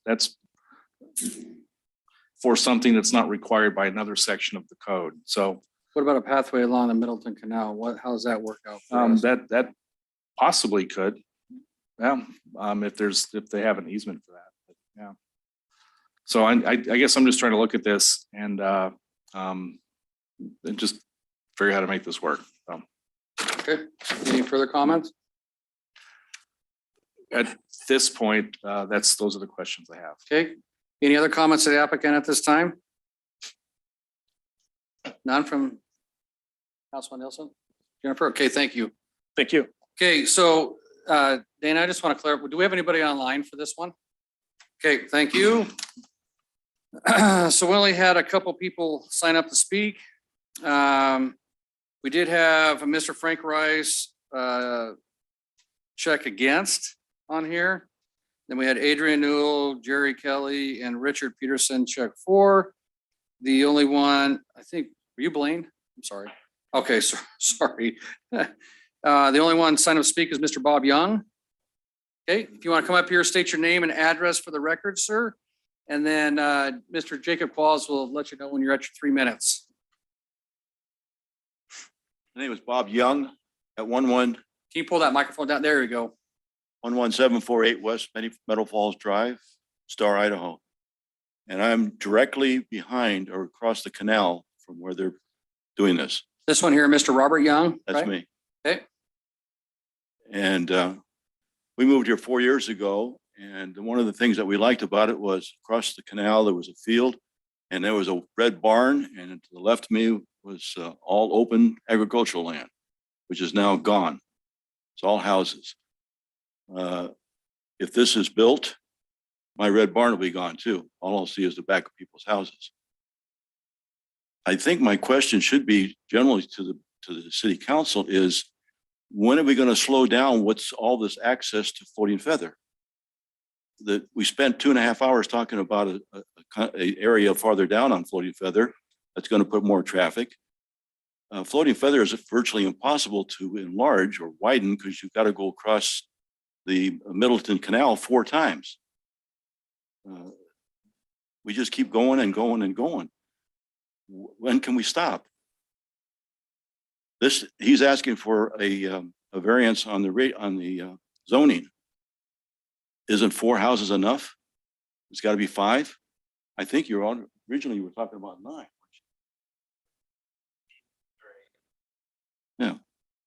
Yeah. It's got to stop sometime. What do we got to do with Floating Feather? You got 40 acres that's going to be developed. That's going to put 80 residents going into Floating Feather. You got down there in Palmer, you've got, I don't know how many houses are going to be built in there, and that's going to flow traffic into Floating Feather. Palmer Camp is going to be difficult to widen that because you got a couple of bridges going across canals. These are things that I don't know. How can we slow it down? I question, I was talking to the lady back here about the annexing problem that's going on. And developers are actually be annexed into the city of Star when they're in county area. Is the county not allowing them to develop, and that's why they want to come into Star? I'm dumbfounded. I'm dumbfounded as to the amount of growth and how fast it's going. Anyway, on this project, I would want you to reduce down to 4 items, which would be within the zoning process. Okay, let me answer some questions for you real quick. On Floating Feather, ACHD has their 5-year integrated work plan to widen Floating Feather. They're already in the process of working on those bridge widenings that you're talking about. So that's all in that process. That's something we've been working on as a city with them because they've collected almost $10 million in impact fees from the city of Star and haven't done a lot, right, in the city. And so that we have been able to get them to escalate, what do you call it? Not escalate, but do these quicker, right? Do these projects quicker, accelerate these projects quicker to get that widening done. Part of that process is in that Rossite Farms on the east end that goes to Highway 16. That's going to be the new Floating Feather going to Highway 16, and we required an overpass and all that kind of stuff in the future. But that's going to be our connection there. And going to the west, Floating Feather is actually going to connect to Canada Road. It's in our master plan. I don't know if you saw that at the beginning of the night here, where we're going to connect Floating Feather all the way to Canada eventually. So Canada is designated as an arterial, right? Mm-hmm. I'm sorry, not Canada, but Floating Feathers designated as an arterial, which is going to be a wider road all the way along that stretch with ACHD. So there is plans right now in the next 5 years to have that all completed. on there. Page- Right. Highway Department also talked about widening 44 So 44 is getting widened. by 24. Yes, and in fact, 44 is getting widened from 16, I'm sorry, yeah, 16 to Linda Road. They're actually talking about escalating that up a year also, accelerating that up a year also. And then they're gonna, We get it by 23 then. yeah, and then 2024 going from 16 to Canada Road. And we as a city are widening using our proportionate share funds from Star Road to Canada Road. Right, and that was funds collected through the development process to help widen the highways within the city of Star. So we're very aware of all the road issues and we're really trying to work with these agencies to get them done. And they won't do them ahead of time. That's the problem. They only do them when after it's necessary. They won't do them ahead of time around here, unfortunately. So I just wanted to let you know that information. So So it's a 5-year plan to widen Floating Feather, correct, yeah, with those bridges and stuff a there. 2-year plan to widen 44. Correct. And a 3-year plan to widen Highway 16 all the way to the freeway. Yeah, well, I heard about that 4 years ago when I moved up here. Right, but they just funded it this year. And so they're gonna start it next year in 22 and be done in 25. So I just want to let you know that information there, so. Anyway, keep up to 4 locations. Okay. All right, thank you, sir. Mr. Mayor, Councilman Keys. I'd actually like to answer some of his other questions. Okay, Mr. Young, he's got a question for you, sir. So you asked why they want to be annexed in the city, not the county. And the reason for that is the legislature, and you can go to the statute. We have something called the Local Land Use Planning Act. It's only about 40 pages, so you can download it and read it. But the Idaho legislature contemplates that urbanization happens in cities, not in counties. Counties aren't expected to provide things like sewer and roads with sidewalks and that type of thing. That happens in cities with urban densities. And so when you see growth happening in cities like this, that's exactly what the legislature contemplates. I don't know, you said you moved here 4 years ago. I don't know where you came from, but they may have different. Everybody else came from. Okay, well, they have different land use tools there than they have here. So in the state of Idaho, for instance, we're not allowed to have permanent moratoriums. We're not allowed to have growth caps. We're not allowed to have urban growth boundaries.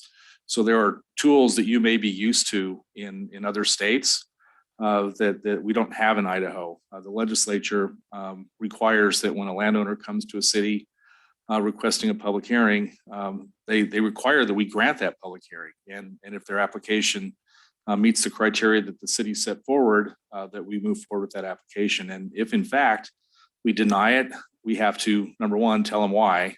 Number two, tell them what they have to do to get approved next time. So our legislature is pretty pro-growth. And those are the laws that we took an oath to follow.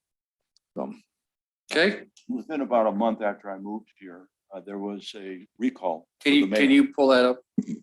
About a month after I moved here, there was a recall for the mayor and one of the council member.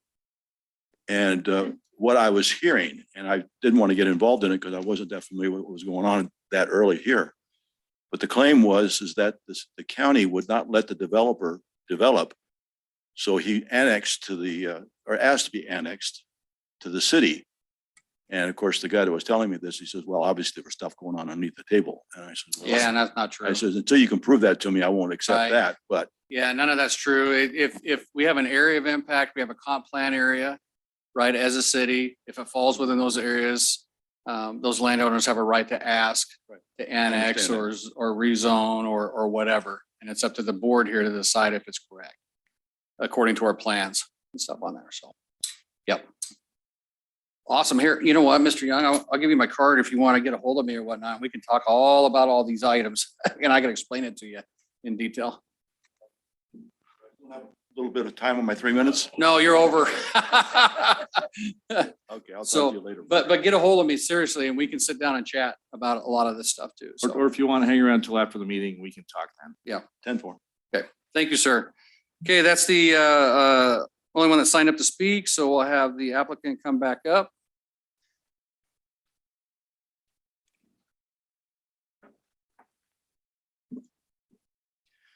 Okay.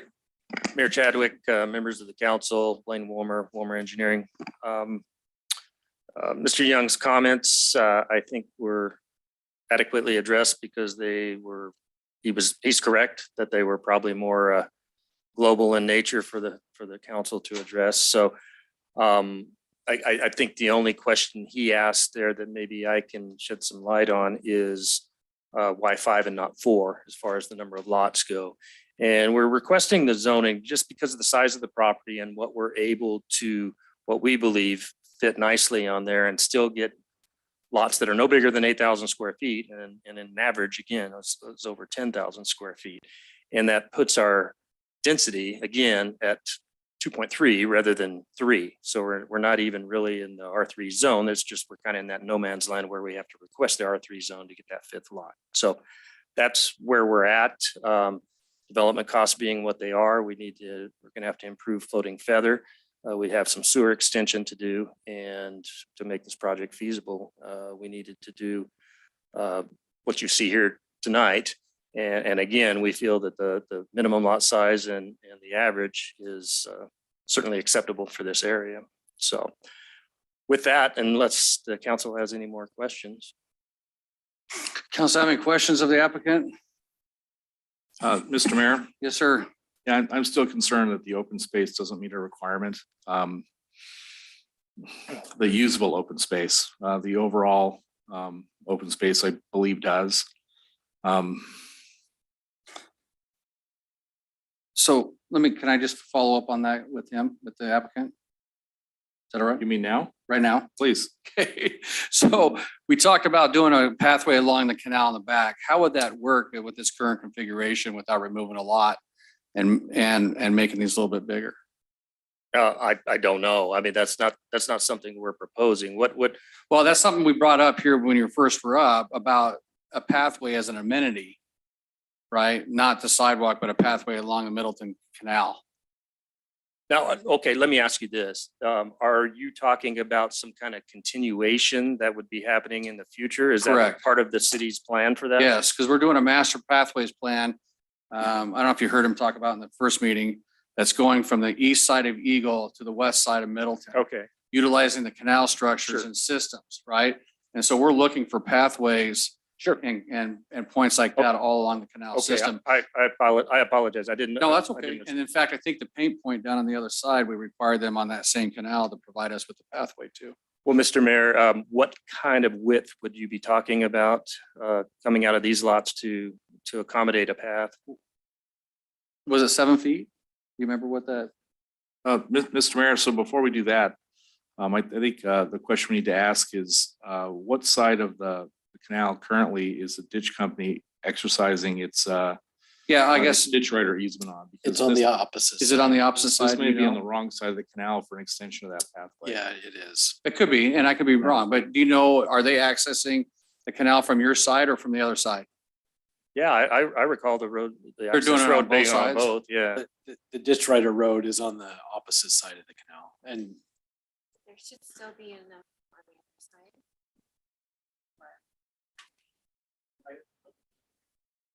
No, I can't, sorry. With the rules on that. So what, Sean, are you able to look that up? Yeah, I'm looking Well, up. It I is on- know- I know- It is on the south side. I got it right right here. here. It's on the south side? Yeah. Oh, yeah, there is okay, on the south side, but there is an easement up there on the top. Right, on the north side too? Trevor, Yes, sir. south side. Okay, all right, that road's on the south side. For the record, I'm showing the Google map. But there should be an easement on the north side. I mean, yes, the road is there and that's the side that they maintain it on, but there should be an easement on the other side of the canal as well. I am. Can you want to address that? Yes, Mr. Mayor, if I could Sure, have Andrew absolutely. from my office.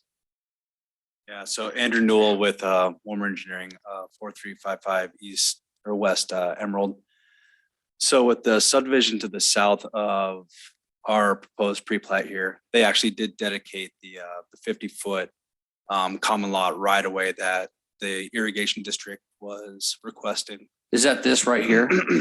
Correct, yeah. Okay, So With that said, there wasn't any obligation on our property to give or grant any more irrigation easement for their maintenance. Okay. You want to keep asking questions? Back to the other map.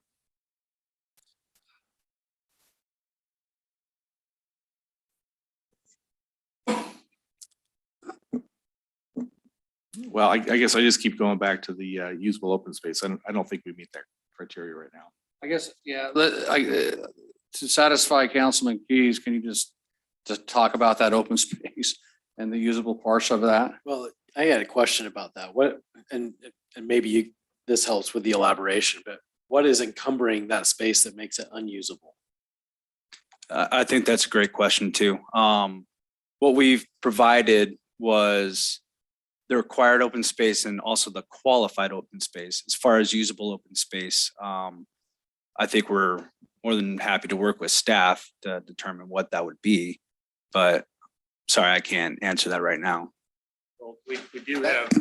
That area in the northwest or northeast corner is what we qualify as usable open space. And that's where they're gonna do their amenity. So this 0.19 acres right here. Yes. So what is it? That doesn't meet the 10%. Again, blame Warmer with Warmer Engineering, but we don't believe any of the other open space is unqualifying open space either. We are providing the amenity and our preliminary or our conceptual landscape plan shows a child play area there, which is plenty of area for that.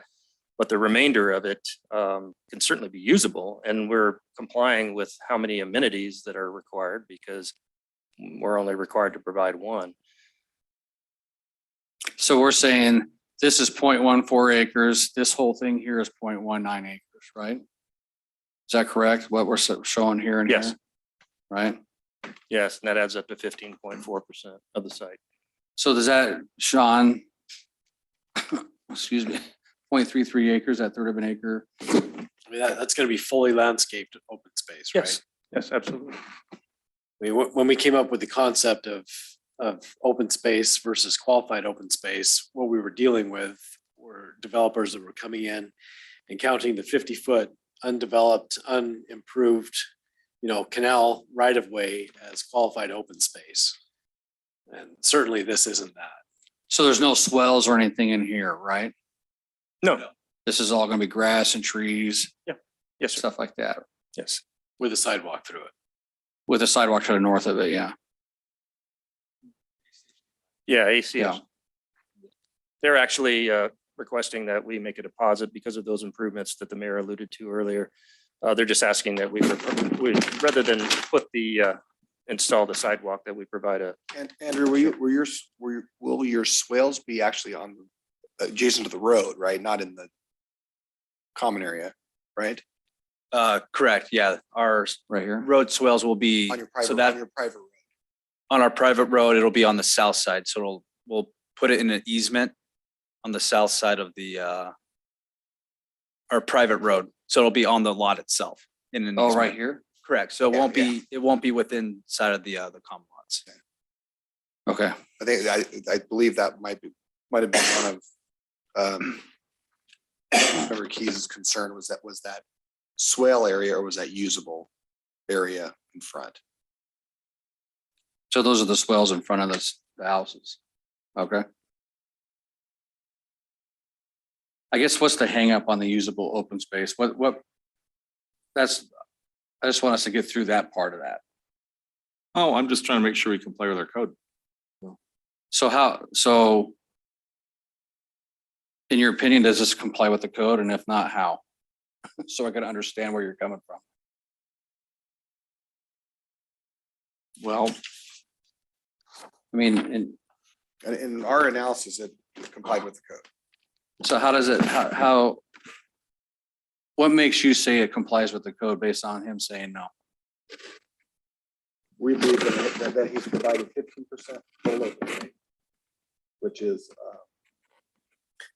Your paper's covering your microphone. oh, sorry. we believe he's provided, well, he's providing 15% open space for the whole development, which is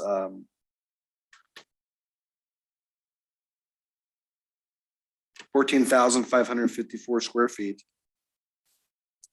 And within that, 10% would be in that corner, and buffer. I mean, it's such a small subdivision, and there's 5 lots. We believe it meets the intent of the code.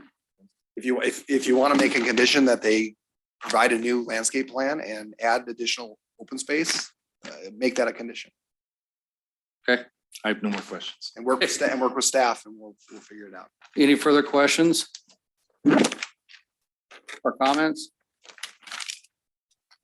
The amenity was discussed, right? And so you were going to install something, but not sure what it was. Well, the two that made at least the most sense to us for a project, again, this small, was either the child play area or a picnic area. But the child play area makes more sense to us, and that's what got put on the. So if we do a child play area over here on this section here, Correct. I would suggest that we somehow fence that off from the road Yes. some way. I mean, I would make that a condition, because that to me is a danger of a kid, just depending on who you have living there, obviously, but flying out in the floating feather when it's so stinking busy. Sure. Right now. So, Mayor Chadwick, Councilman Nielsen? along those lines, there is active equestrian property to the east there. Correct. On that tall lot. Is there going to be a fence along there that? Yes. The vinyl fence, you mean, or something like that? Yes. Yeah. And I can't remember. I don't spy on the light fields all that much, so I'm not sure exactly where their horses are. But I know they're out there. That area that we're adjacent to is largely the driveway area. They have quite a large front area of driveway. That's what we're adjacent to, rather than the house is more to the east. Mr. Yeah, Mayor, oh, I'm sorry. The other option would be not to do a tot lot, because again, those are pretty large lots there, and I think they can contain their children to play within their own yards. I don't think they're very large at all. I think it should be a 10,000. zoning of a 2 and Well, make bigger lots. In Anyways, my if opinion. the concern is having the tot lot up against the road, maybe Right. doing a gazebo and a picnic area up there that would satisfy the code requirement for. So let me ask you this, just because I can't remember, R2, if it was strictly an R2, 4 lots, is there any different requirements for open space? They could request a waiver of open space. Right. Okay, Mr. Mayor, Councilman Nielsen, or Keys, I did the Brad, I never done that. well, thank you for the compliment. But, frankly, I would really like to see this be an R2. I think, it's zoned for R2, and I think if they're going to come to us and ask for it to be something else, it'll bring us more. I look at this and it's almost, to me, it looks like just an excuse to bring more density in a place where you don't need to. We had a similar conversation a few months ago about a similar property, and I'd prefer to see this as an R2. Okay. You asked the applicant? Will you bring it back as an R2? The preliminary plat? That would be a difficult thing to answer tonight, I guess, only because of the extensive improvements for a property this size that I alluded to earlier. It's development still has to make sense financially, or nobody does it. So we'd respectfully request that you approve the R3. Again, our density is just over R2. And that was a consideration of ours too, where we thought when we considered this layout that because of the end result of it being 2.3 dwelling units to the acre, we're just adding 1 lot to that, and it's under the R3 and closer to R2. So that was our justification, and then we think it's solid. Mayor Chadwick, Councilman Nielsen? I tend to agree with the reason that the applicant is just provided is we look at infill development, and that's what I'm considering this to be, is kind of infill, because it is such a small lot. the pressure on this sort of development is only going, or the pressure on the density for this type of development is only going to go up from here. As it gets more and more expensive to develop lots in this size. And I think 2.3 is so dang close to 2 that I don't know that I'm willing to, or that I feel like we need to really be a stickler on the R2 zone in particular. If it was truly an R3 or getting closer to, or an R3.5, I'd probably feel a little bit different. But I think where we're at today, this is probably a good choice for us. Okay, Mr. Mayor, Councilman Keys. I'm not delighted with it, but I think Councilman Nielsen makes a good point about the challenges of infill development, and I'm willing to defer to that. Okay. Any other comments before I close the public hearing? No? Any, all right, not comments, but questions of the applicant? Actually, yes, that regarding the fence on the east side there, we did receive a letter from that homeowner that was concerned about the fence. And so if there is a motion to approve it, would you be willing to work with that owner to come up with a suitable fence, or maybe you have already? We haven't. We saw that comment in his email and of course we will. Yeah, Yes, okay. absolutely. You can include it as a condition if you want. Okay. Any further questions of the applicant? No. No? Okay, I'm going to close the public hearing. Thank you, sir. We'll move on to council deliberations. Mayor Chadwick, Councilman Keys. I move that we approve this application. I'm sorry, Councilman Nielsen. I looked at his mug and said, or looked at, his Thank mug you and for the said, compliment. yes, you're welcome. You're welcome. I move that we approve this application with the stipulation that the applicant works with the light fields to come up with an acceptable fencing solution between those two properties. I don't believe we had any other conditions to add to this. What about the second amenity or the first one? So Okay, so we have a motion, and then we can add if we need to. Well, and I'll just say in there that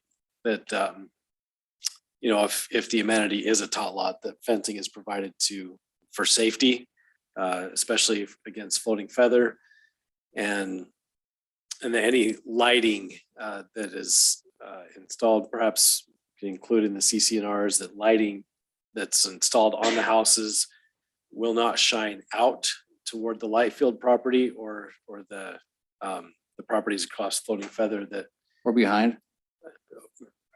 Dark. Well, You dark- got to follow the dark sky anyway. Yeah, dark sky, that's going up, but I'm saying going out. Yeah, let's just say in all directions. So canned lighting, stuff that doesn't shine out, that just goes down and up into an eave, but doesn't escape to the sky. Okay. That makes sense. Did I just ramble? Yes. He rambled, but I think it made sense. But you're used to my rambling, so that's good. So would you like to put a condition canned lighting in the soffits for the Yes. on the outsides as opposed to carriage lighting? You want to put that? If that's the way that it needs to be written, I guess I'm not aware if canned lighting is the only option that does that. Because like on the outside of or shielded to face down. Shielded down. Staff will come up with. You've got the eave that comes over the house, and you can have a light here that shines up and down, just not out. Right. And that's not a canned light. Gotcha. Okay. Right. Staff So will- staff will come it up does with meet the dark sky and it doesn't shine out, but it's not canned. So, It maintains fugitive lighting on site. thank Okay. you. Clear as mud. Okay. So we got a motion. Do we have a second? second. Okay, we got a motion, a second. Any further discussion? Yes, I was just quickly going through to make sure that there was a street light that's planned on that intersection of Floating Feather and the entry. I don't, Yeah. I'm assuming that there is, okay. Okay, we got a motion, a second. Any further discussion? Okay, hearing none, all in favor? I, Aye. Any opposed? Okay, that motion carries 3-0. Thank you. We are, item 7D is actually being strike from or removed, I guess, from the public hearing. Apparently they got some corrections to make, correct, Sean? On the ordinance, okay? With that said, we are ending the public hearing at, or the city council meeting at 10:22. Thank you.